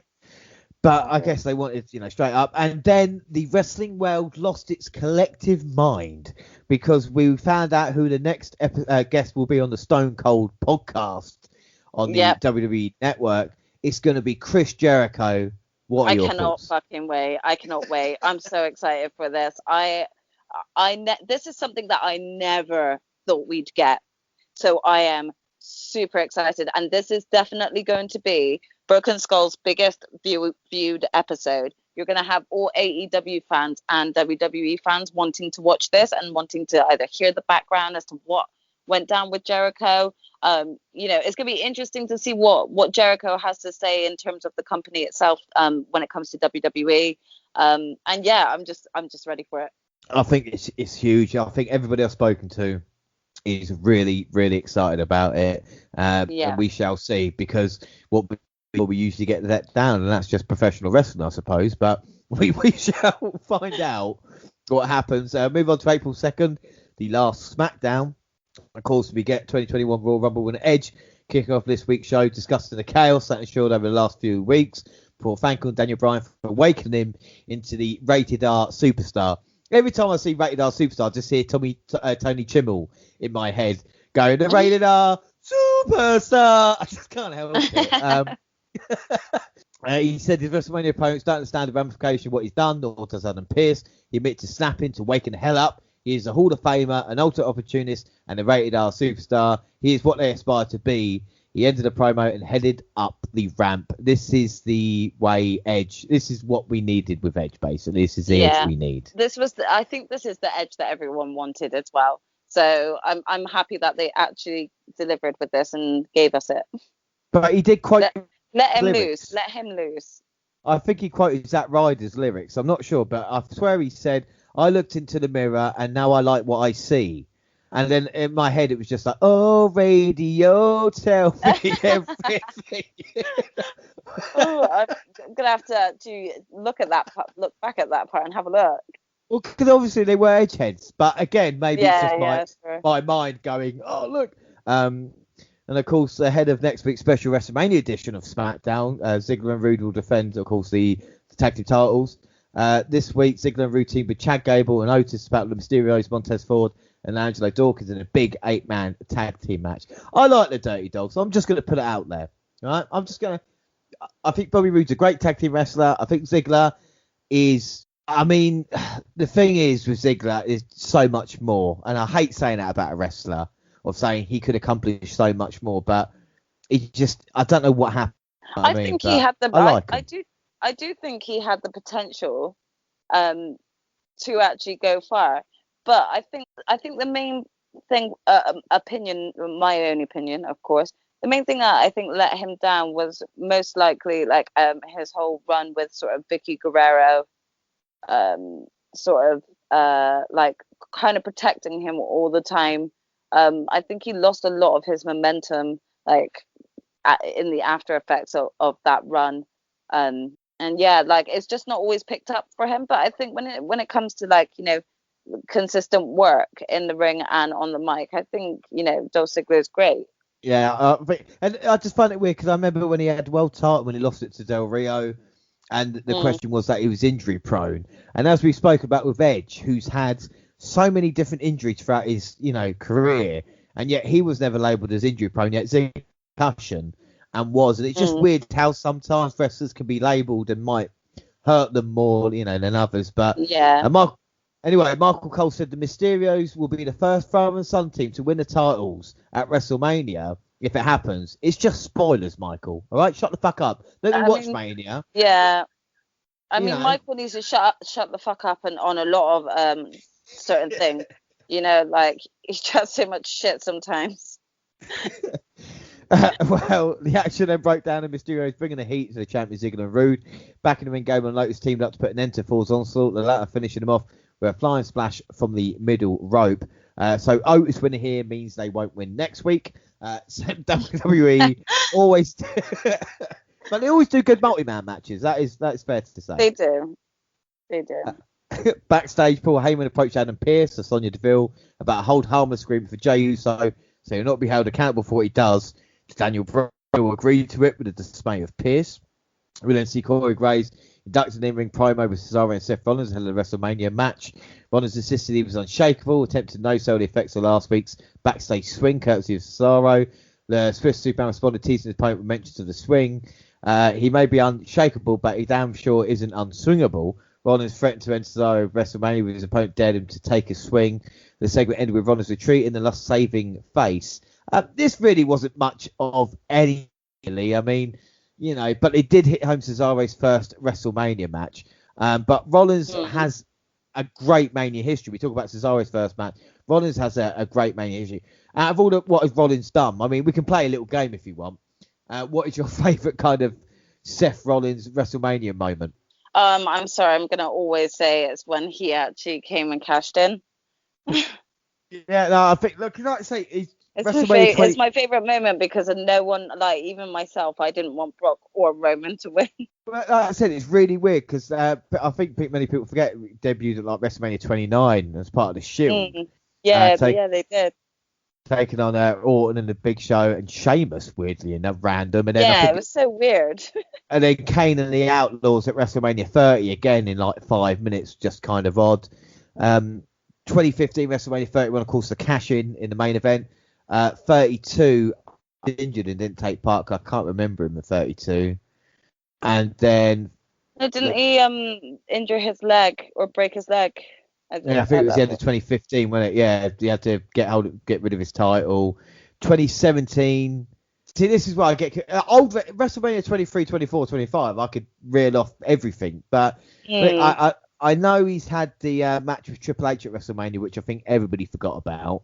That might have been. No, I remember that match because that was the match that he had just come back from his leg surgery and stuff, and Triple H was definitely exploiting that and going for his leg the whole time. And he came out like sort of looking like the Kingslayer, like from. I remember that now. Yeah. Sort of thing. So I remember that match with Triple H that he had. Of course, we should say WrestleMania 31, the match with Orton with the great RKO as well, as long as the cash in. Yeah. Oh my gosh, that great RKO. 34 with the Intercontinental title triple threat match, I'm going to say, Balor and The Miz. I think that was 34. That opened up the show. And then 35, of course, against Lesnar. And then 36 last year. What did Rollins do last year? I actually can't remember. He must have done. Oh, that's it. I remember what he did now. Yeah. Wait, he was who did Seth Rollins face him? Yeah, who did he face at WrestleMania last year? It took me a little while. I just remember the dive. My mind's gone blank. Kevin Owens. Oh, was it Kevin Owens? Yes, of course. Yeah. Yes. Oh, how did I forget that? I think everybody forgot last year's WrestleMania. But like I said, Rollins has got a great WrestleMania record. And of course, we'll play a couple of other games in a little bit. We then move on. Natalya with Tamina squared off with Women's Tag Team Champion Baszler.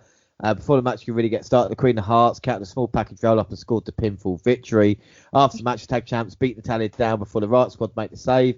Mandy Rose and Dana Brooke joined the fray, followed by Naomi and Lana. Eventually, Tamina joined Natty for a heart attack on Lana before standing tall. Again, this is what the women get. Just this. It's just very rushed. It literally none of it made sense, and it was just a little bit boring. It was awful. And then backstage, Carmella accepted Billie Kay's resume to have a look at it. So they might have another team for the tag team turmoil match that was announced later on. Just, get reunited Billie Kay, but yeah, that's what I think is going to happen. This is my prediction as well. That happens, and it's also Carmella. a hope. I think it's a hope as well. We're going to be so let down at WrestleMania. It's going to be unbelievable. Sami Zayn welcomed Logan Paul for the reveal of the trailer. What did you think of the trailer? Because obviously it was the first premiere of it. I actually loved the editing of this trailer. I'm excited to watch it, to be honest, just because of the way that it was edited was brilliant. Sammy is just such a great character. And if it wasn't for the fact that Logan Paul was in this section, then it would have been perfect. But yeah, I'm very excited to see this documentary. Well, this is the thing, and the way it was done and all this, like, I'm really, really kind of enjoyable. You're going, oh, I can't wait to actually see the whole thing. If there actually is going to be a whole thing or not, I just really don't know. hope there is. I really hope there is. I'll be utterly disappointed if there isn't actually a documentary on this. Like, Sammy, you couldn't have made something up for us. Come on. Well, Owens came out from the crowd, and I say crowd from the not a crowd anymore, is it? The Thunderdome, and dropped Zayn with a stunner to end the segment. Owens said he can stun anyone at any time. Zayn attacked from out of nowhere and vowed to see KO at WrestleMania backstage. Love Zayn, love Owens. I would enjoy a double turn at Mania with Sammy actually getting screwed and Owens being part of a bigger conspiracy. Really? And but turning in terms of like on who? Like, well, this is the thing, like, to be, because like the rantings of a madman. And what about if we actually got proof of, like, do you know what, Zayn? I think the referee, gave Owens a little bit of advantage. Okay. You know what I mean? And Owens just go no, and then I would actually love it if, like, Sammy could actually prove that he was right. I think it would be so much fun, and I think it will also be like a nice sort of slight node into the fact that, like, a lot of the fans constantly complain that it is, like, sort of favorite pickings, so to speak. So yeah, definitely would be interesting to see whether or not that actually fully plays out. It'd be funny if, Zayn's like, did anybody see it? And people are like, yeah, we actually did that time. Like, maybe you aren't. Maybe you aren't. And Owens can deny it. Yeah, Owens denies it, guys. I don't know what you guys talking about. You're crazy. But we had Bianca Belair battling Carmella. She did a promo before saying she wanted the real Sasha Banks, and she's got it. There will be no excuses after Mania when she beats her. I really like that. I like what Belair was saying. The fact, like, I want the real Sasha Banks. I don't want any excuses. Exactly. Yeah. See Belair getting a tap before the match and getting worked over during the break, but Belair fought her way back into the match and put her away with the KOD. Afterwards, Belair celebrated the win. Banks attempted to sneak attack, but he stopped her. WrestleMania, not tonight. The victor stood tall to end the segment, while Banks held her title high, and a reminder to who holds the power in this division. Carmella dominated, but as Belair said, she was just going to get through her. We've had all the build now. I cannot wait for Sasha Banks versus Bianca Belair. Yeah, I mean, again, I think these women did brilliantly with sort of like the amount of time that they had to sort of build something up, and I really like that they've kind of kept it so that you never know what's going to happen during this match. These two women both are just as talented as one another, so it's going to be very exciting to see this match in its whole and see who comes out victorious. Yeah, I think without a doubt. We then see Corbin. Corbin says blah, blah, blah, blah, blah. He will beat Drew. Then we get Apollo Crews cutting the promo, officially challenging Big E to a Nigerian drum match for the Intercontinental Championship of WrestleMania. There's no further no idea what the fuck that is. But I'm pretty sure that it's just something WWE made up on the spot.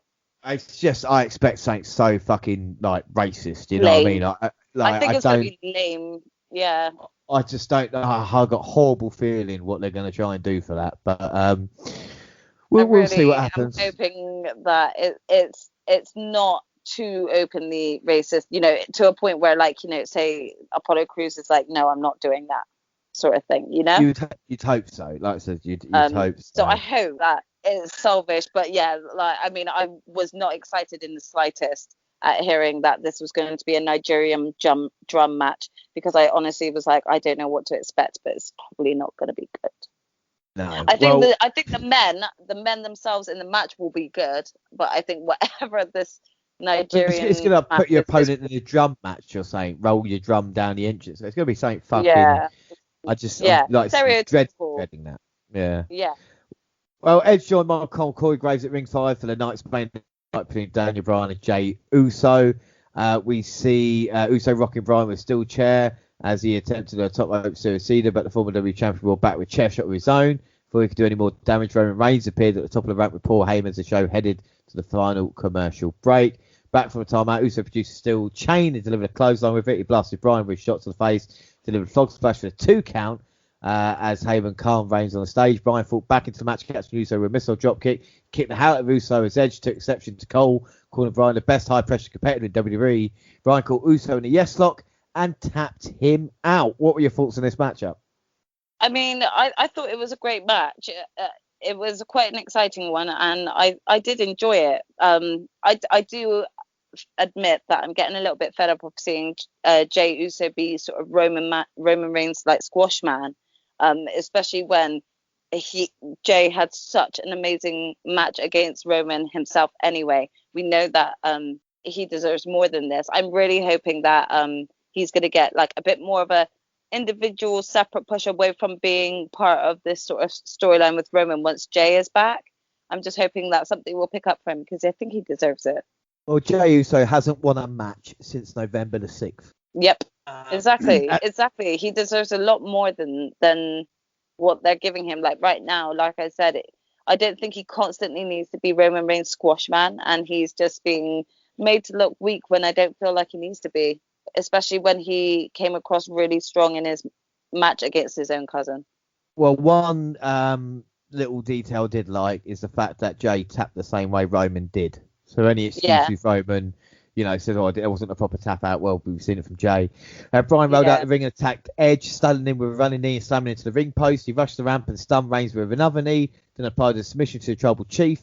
Bryan stood tall, point to the sky, momentum by his side, heading to WrestleMania, which he hopes history repeats itself. Quick note, Edge was great on commentary too, filling the role of paranoid bad guy. This match is the true main event of WrestleMania, isn't it? It is really, and it's got 3 high-end talented wrestlers in it. I don't think you can go wrong, regardless as to the outcome. The match itself is going to be history making. I think without a doubt. And then Thunder the 4th, we got some news, and WWE released a bunch of news during WrestleMania week on the network. We're going to get 5 new original series with debut, including the Hall of Fame induction ceremony, Steve Austin Broken Skull session with Chris Jericho, Prime Tubber with Cole and Riley, not really worth checking out, the Ultimate NXT TakeOver and the Ultimate WrestleMania. We get 4 new documentaries as well. These are The Day Off Fastlane 2021. It's all right. Untold Edge versus Mick Foley, Chronicle Edge in WWE24, The Miz. And of course, you've got several of the WrestleMania main events as well coming up there. And finally, on to Raw. It's the last Raw before WrestleMania, 5th of April. And it opened with McIntyre making his way to the ring. We saw a clip of Corbin attacking him last week before Scotch Warrior delivered a promo about his up-and-coming fight with Lashley. He got a little choked up. He talks about the conversation he had with his mother over the years about his career and all the sacrifices he has to make. Lashley came out of MVP to cut his promo short. Another full entrance for fucking Bobby Lashley. Lashley called McIntyre a great champion, but said his time was over. McIntyre tried to provoke a fight, but MVP told him he would have to win. Corbin joined the party and said he's going to stop McIntyre from ever making it to WrestleMania. Does this actually feel like a WrestleMania main event, or does this need something more? No, not really. I mean, I think, do you know what the issue is with it? Again, we'll go right back to like the original start of our session, which is like it just really feels like a very bland storyline, where it feels like the build up hasn't really been as exciting. So it's not that I'm not looking forward to this match, but I also don't think that this is going to be, the match of the night. No, and I think, a lot of people get onto it, but you look at by the way SmackDown, look at what's happening on Raw, and you just think, like, what is going on? But Matt Riddle is a moron. At least he didn't forget his line this time. And then the first match of the night was a rematch from last week, featuring Styles taking on Woods. Styles struck first with a few punches and a hip toss. Styles locked Woods in the car crusher, but through a microphone at Omos. It said to Woods to roll up Styles for the pin. New Day celebrated, and the challengers looked on in anger. If AJ wasn't AJ, I would be worried about where the character is going. But as Macho Man said, the cream always rises to the top, so I'm not that worried. Yeah. Again, I think either way of the outcome for this match, I don't think that there's going to be a lose-lose situation. The New Day are just really great with and without the belts, so it'll be interesting to see how things play out. Yeah, I think for this segment it's a waste of all the talent involved and Omos. Anyway, the promo video, we see a promo video with Braun saying, "Who looks stupid now?" as train noises play in the fucking promo video. So you look stupid. Oh no, Braun. I noticed this, and I'm just like, right, okay, Braun, are you really actually what Shane has proven to be right, which is really stupid that you're not even speaking up about the fact that this is absolutely ridiculous that they put a train in your music? Like, how much of a joke are you wanting to be? I just want them to go like like play the Thomas the Tank Engine. Honestly, it will get there. It will get there. Watch. Yeah, with the way they're going, it's gonna happen. It's crazy. Well, Braun Strowman delivered a passionate promo for Inside a Steel Cage about his WrestleMania showdown with Shane. I mean, he works for these promos, and I do like his attitude, but at the moment, he's kind of stuck with this, Yeah, and it's really not his fault, but I kind of just don't care because of Shane McMahon. Yeah, this is a problem. He brought out Elias and Jackson Riker to face him in a handicap match, and Strowman immediately took control of the situation. Well, this was it was a squash. He recovered, he hit both men with power slams. Why is it that he's having so much trouble with someone as weak and little as Shane McMahon, who is much older and not a wrestler anymore? Why is this? This shouldn't be happening. I'll tell you why. WWE hates Elias, and we pointed this out. And they hate Elias because they wouldn't. Yeah, well, they hate Braun just as much. Oh well, Elias is now a jobber. But this actually added to the match at Mania a little bit with Braun and Shane. And then, fucking hell, Miz and Morrison painted Bad Bunny's car. I don't know a lot about colours. Well, I don't colours. Well, I don't know much about cars, so this was a white one. All right. This was a Bugatti, so this is definitely like one of those really high up cars that you don't want to fuck with. So yeah, I'd be pissed as well if they just went and ruined a Bugatti the way that they did. However, it was very much watered down paint, and you could tell. So, just get a wet sponge and it will just come straight off. So a Bugatti's for an argument, I guess, in the kind of type. Yeah, like I'd say it's how probably some of us in the UK will probably be like, oh my gosh, look at that Lamborghini. It's probably as high up as that. But they're really expensive. So don't. Well, this is the thing. Unless you're a millionaire. Bad Bunny can't believe it. Miz and Morrison then jump him. And as Miz is beating him down, he goes, "Yeah, that's right. Your 3.6 million car I've just destroyed." And I'm going, "All right." Do you know? The worst part about it was that was when shortly after the ref turned up, or Adam turned up, and then Damian Priest turned up. Like, where have you been this whole time? Shouldn't you have been with him this whole time anyway? And then it was also the way he came across. He was like, he comes over and he's like, "What happened?" Looks at the car like he couldn't see it in the fucking way there anyway, and then says, "Miz and Morrison again?" Like, they haven't been the bane of your issues in the first place. Like, that made me laugh. It's the bit before where they come back for break, and obviously you got and of course we've just seen Bad Bunny and his car get destroyed. And you see him, and they go, and that's why he's in a bad mood for. And then he walks around and sees the car for the first time. It's like, yeah, as if he didn't see what they did. Why are you going back to the car if you didn't know what happened to it in the first place? Do you know what I mean? Why are you so pissed off? Do you know what would have made more sense if both him and Damian Priest were in the middle of walking back to the car and then they discover it like that? Then there's more justification for them jumping them and everything and so forth. But like, you know, Damian Priest coming over and going, Miz and Morrison again? Like, who else is going to do it, Damian? Who else? The thing is anybody's interested in knowing, I drive a blue one, just in case anybody wants to know about the car that I drive. Oscar out next. Followed by Ripley, who will get a live performance at WrestleMania, and that's quite good for Ray Ripley to get a live performance at WrestleMania. Yeah, I mean, that if I'm not telling you sort of like spoilers right there, then I don't know what is. But that being said, I really do love Rhea Ripley's entrance, so I'm excited to see sort of all of this with her performing as well. Yeah, I think without that, they face the Dementors. Baszler and Jaxe, that scene as they suck the life out wherever they go. Honestly, I just didn't see the point of this. This match to me was pointless, and they need to stop actually doing it where if someone's having a match and they're now opponents, stop teaming them together.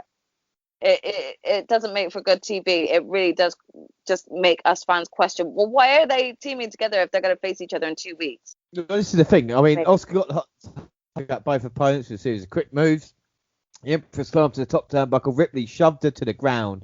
She threw Oscar back in, so Baszler hit a running knee for the win. There was no kind of... Yes, there was a couple of tags where, I think Oscar got taps in the head with a tag and a couple of others, but there was no kind of real argument to get to that point of Ripley going, do you know what?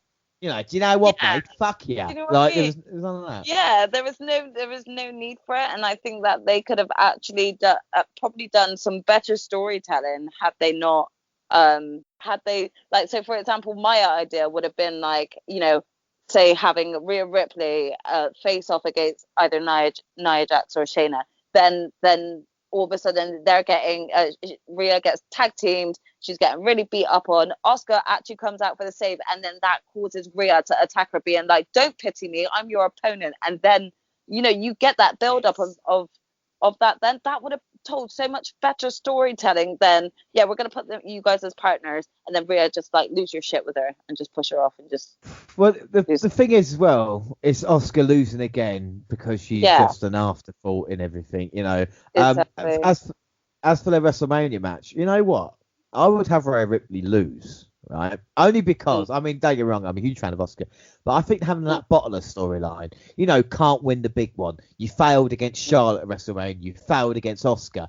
Can you actually get the job done? And then turn that to kind of the long-term storyline of when she does get that victory, what it will mean as opposed to just kind of beating Oscar at Mania now, if you know what I mean. Like, do you know, I actually kind of feel like this is more kind of like a Hangman Page type storyline, where they could actually have like Rhea just on a real losing streak the minute that she gets to the main roster, and then like actually have that redeeming match, later on down the line. Yeah, without a doubt. And like I said, the Adam Page thing works out perfectly because I've been saying that for months as well, that he should be beating Kenny Omega for the championship down the road is how the story goes. And why? Sure. And the story, like throughout all of it, has been great. So that they should kind of have that same momentum when it comes to it. Yeah. As I say, with Ripley and everything, I think it makes sense. I mean, is Ripley a heel? I guess it doesn't matter, But Jax, Baz, and Reg asked if they are ready for Mania. Backstage, there will be a tag gauntlet, and the winners face the champs on night 2. You see the rest of the tag team division roll up, so they can get much of anywhere. They all banter ahead of the 4-way contenders match at Mania. Billie Kay walks out at one point saying she's waiting on Carmella. And like we talked about, calling it now, Royce answers a call. They win the gold, and it becomes iconic. That's what we want. This is what we want. Whether or not we get it is, But this is the outcome that everyone wants. I already know it. Now, the reaction for that would be incredible as well. That would be a pop and a half. It really would. Up next, we get Cedric versus full entrance Bobby. That's 2 for the night. Anybody counting at home? Benjamin and Alexander confronted MVP backstage before the match began. Benjamin asked Ashley to wear him down. Once Lashley was able to get free, the ref called for the bell and the Almighty began beating Alexander in the corner. The High Flyer hit a pair of suicide dives. When they got back in the ring, the Almighty countered the DDT attempt. Shelton pleaded with Lashley to relent as he applied the Hurt Lock for the win. When he refused to break the hold, Benjamin came to his partner aid. Lashley grabbed the gold stand and put him in the same hold until he passed out. Oh, do you remember the good times when the Hurt Business used to be together, eh? When that good time. It's really sad, actually. It was really sad to see it all happen that way. Yeah, it is a shame. And then we get a video package for Randy Orton Fiend feud follows. And then we get Bad Bunny and Damien Priest making their entrance. And we get another recap of The Miz and Morrison's painting Bunny's car. Priest gets the mic and he wants to even the odds and make this a tag match. Bad gets on the mic and said he just came here following his dreams before he loves his business. He remembers watching Raw and SmackDown with his dad and his brothers and his family and friends. And a lot of good memories of WWE.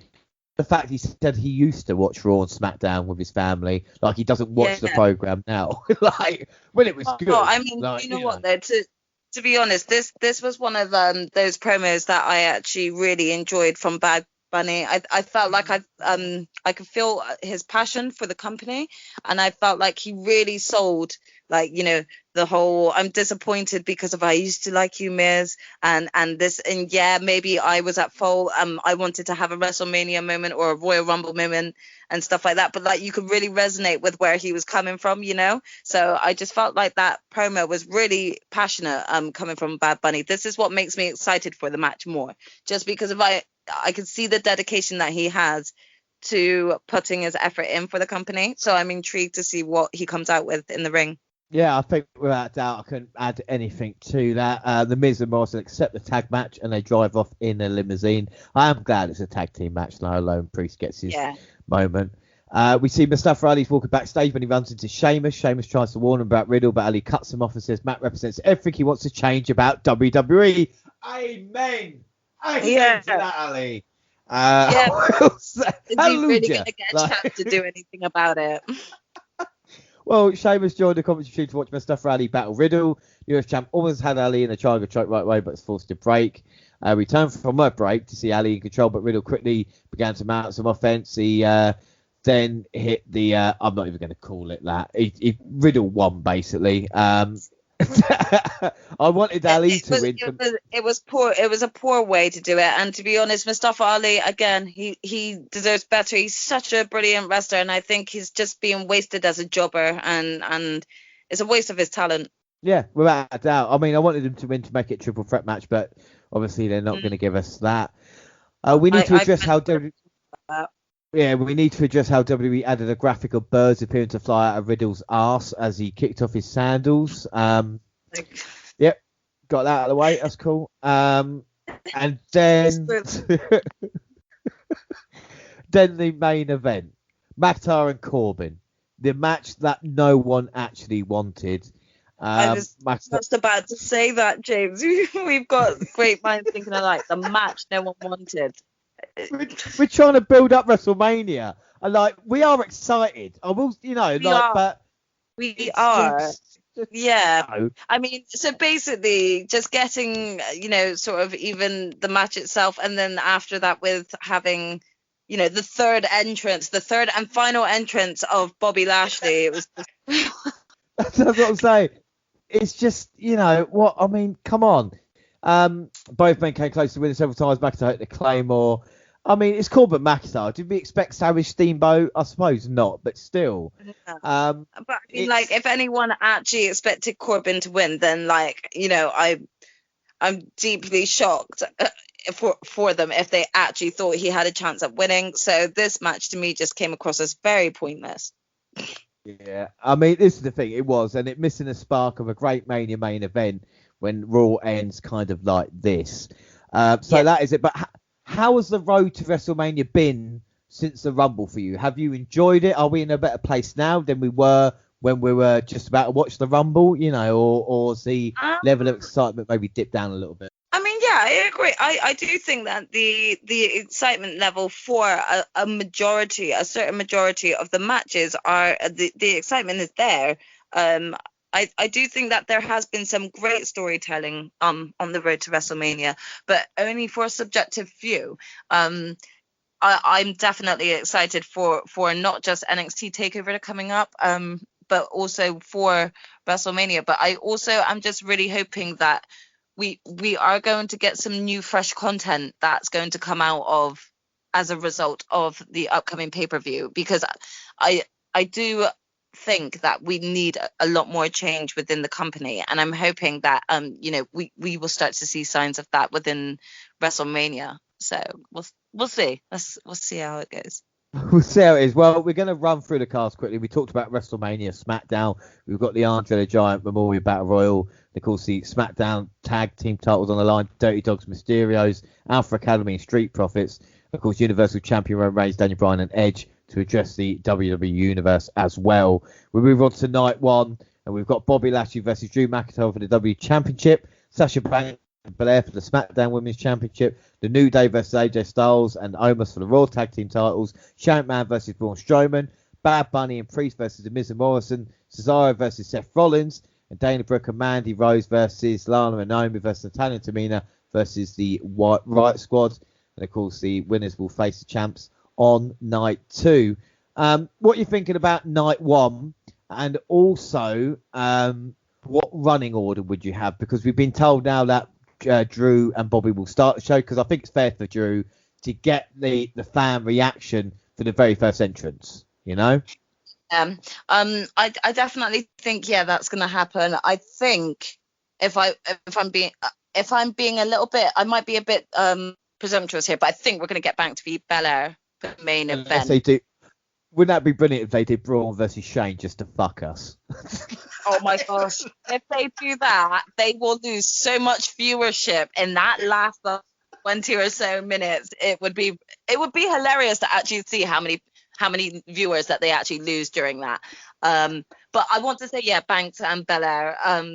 I think the match I'm looking forward to the most, I'm going to say the tag team turmoil, and that is mainly because I'm really hoping, and I never thought I'd say this, but I'm really hoping that we are going to get a return of the Iconics, and they are actually going to take this tag team division to a different level.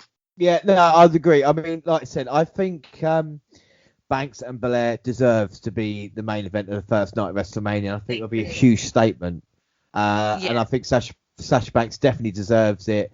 And I think just a bit of history here as well. There's not going to be a better time to do it at the moment. We've complained about the women's wrestling, but to have it in the main event. Actually history making it again, because of it, not about it being like, the women to perform in the main event, but like the first African American women to both occupy the main event at WrestleMania. That would just be an amazing moment for all the young little girls and boys out there that look out to both Sasha and Bianca as idols. Yeah. Well, the thing is especially with Sasha Banks, and people who've been listening to the WNR podcast since 2015, whoever it is, will know that for me personally as well, she's one of the main reasons why women's wrestling, we started to look at it and treat it as important as it should be treated, because she always, for me, I always say she wrestled like a man. It's not a slap in the face to the women, but I think they've even mentioned it with the kind of style that they do, the kind of high risk moves to spots. I mean, Sasha Banks was talking about a match with Bayley and saying there were certain things that, the men didn't want them to do. And it's crazy to think. And I think if they can get to that stage, especially when, Becky Lynch and Charlotte have been talked about, I do think it's a travesty that Bayley is nowhere to be seen. Yeah. I mean, should we be worried? Should we be worried for the superstar to get involved? Do we think Bayley's going to get involved in this? I mean, personally, I think this is going to be a great opportunity for Bianca Belair to show how talented she really is. I'm not sure whether or not they will show any forms of Bayley being involved in it, but I just hope that it doesn't take away from the event in itself. Yeah, but just Bayley overall, having a match against, as in not involved in the main event as such, but just to be involved. Yeah.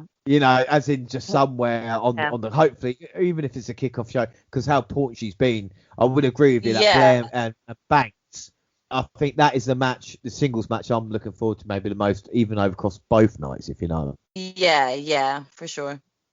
Right, so we're going to do a little bit of a quiz now. Well, I'm going to put you on the spot, basically, is what I'm going to do. Because we know Bobby Lashley is facing Drew McIntyre this year at WrestleMania.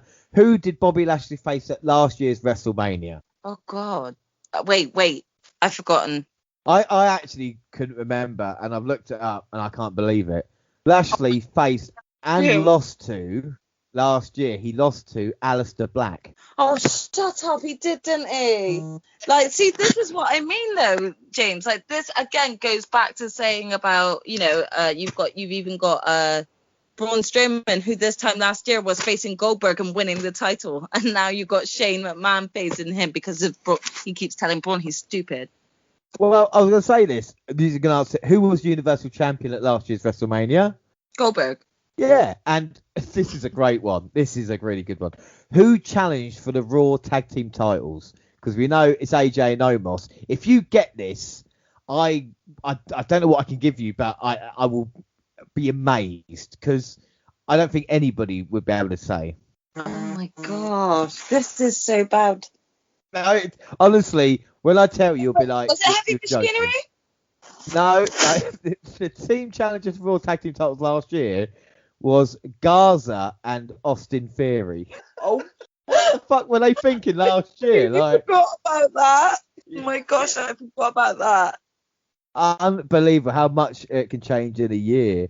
And then on to night 2, we got Roman Reigns versus Edge versus Daniel Bryan Universal Championship, Oscar versus Rhea Ripley for the Raw Women's Championship, Big E versus Apollo Crews IC title, The Fiend versus Randy Orton, Sami Zayn versus Kevin Owens, Riddle versus Sheamus, and Baszler and Jax versus whoever it should be. We've talked about Banks and Blair headlining, Reigns, Edge and Bryan night 2. Yeah, if it's not them, then that would be like the worst booking mistake that WWE could ever make, to be fair.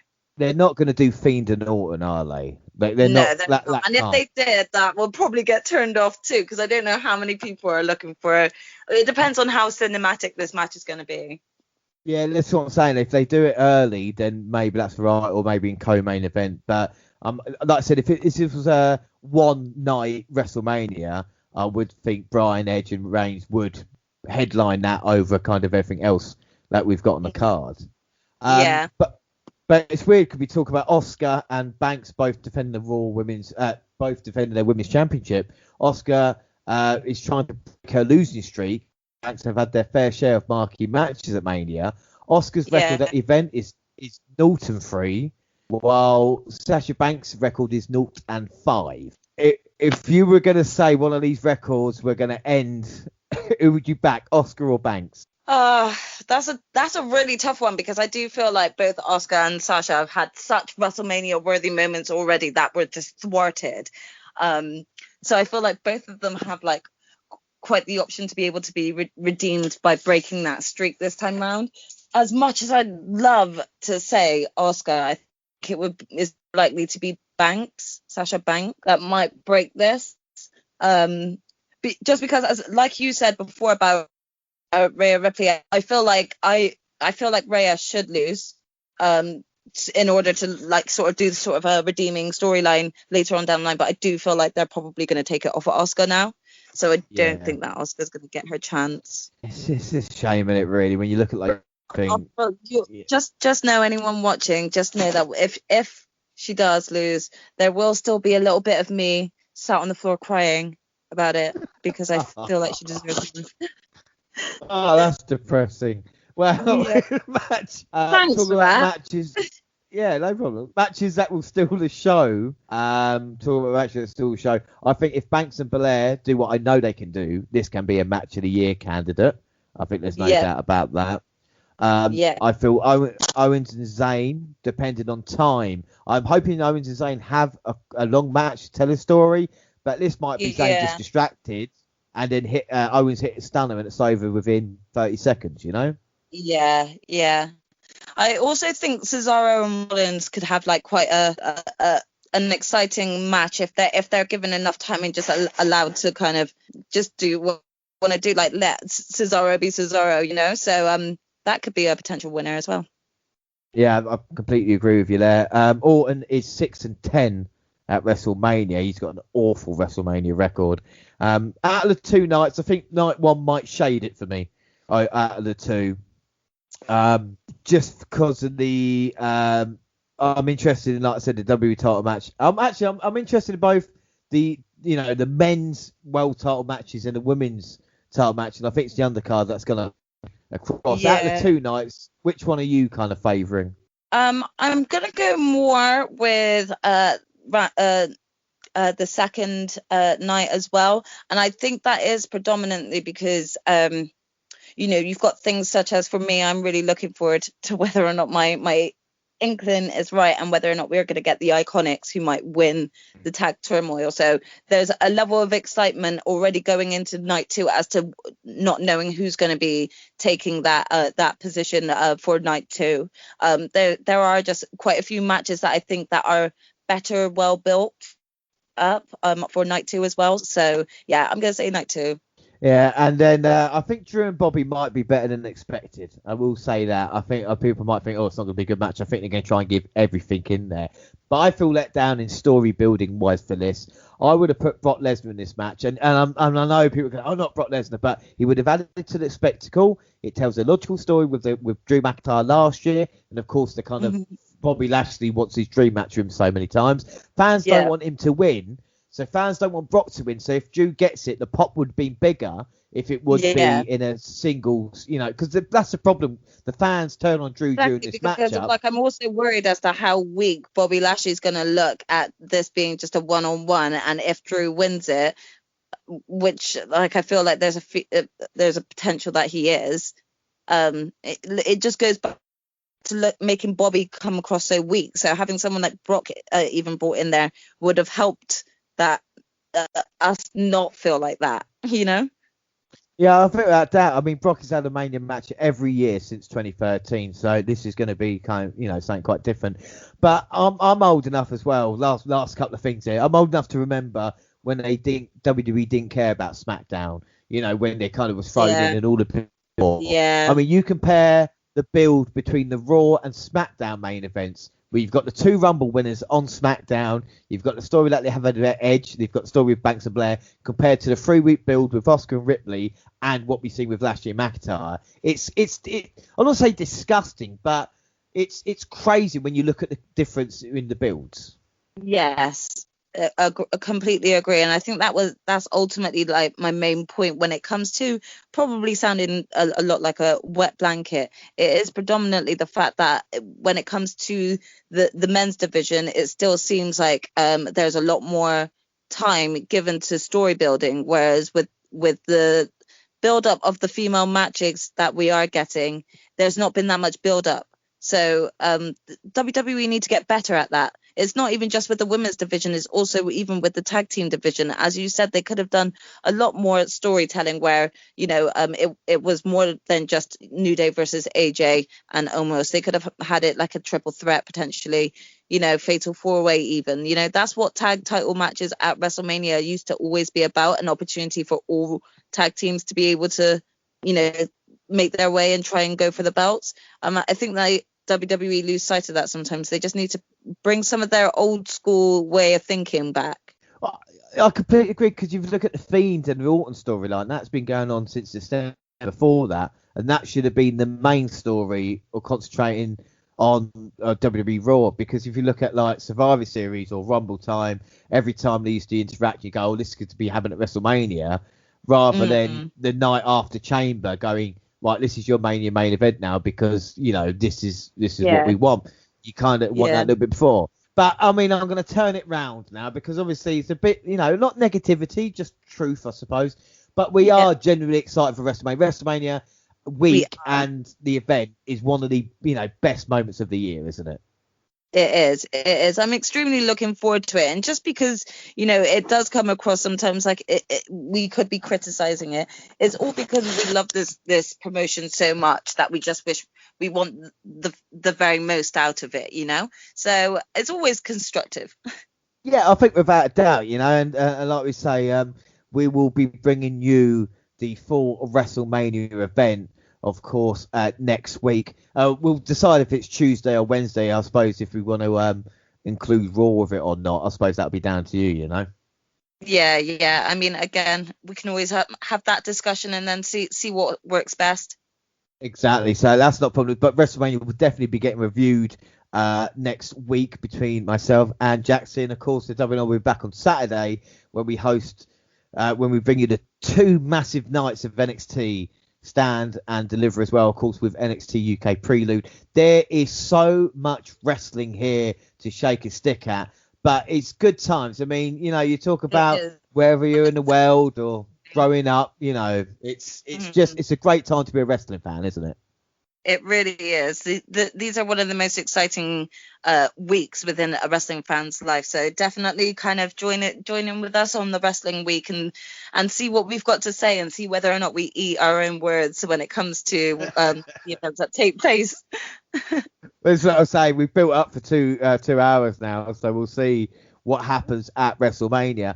If anybody, you know, with the 24 hours of stuff that WWE are bringing out, or like, you know, the 12-hour stuff WNR are bringing out, if you still want more action, you want to get yourself in the mood for WrestleMania, 2 documentaries. First off, The True Story of WrestleMania, which is on the WWE Network, is a brilliant one. I always watch it every year to kind of get me in the mood. And the other one is on the WrestleMania 20, the mania behind WrestleMania. And it talks about the story of WrestleMania 19, which is probably one of the most craziest goings on around. So if anything like that, to definitely catch up on, but you won't need it because you've got the WNR, you've got the WWE Network, and that'll be it. And that's it for today as well for our show.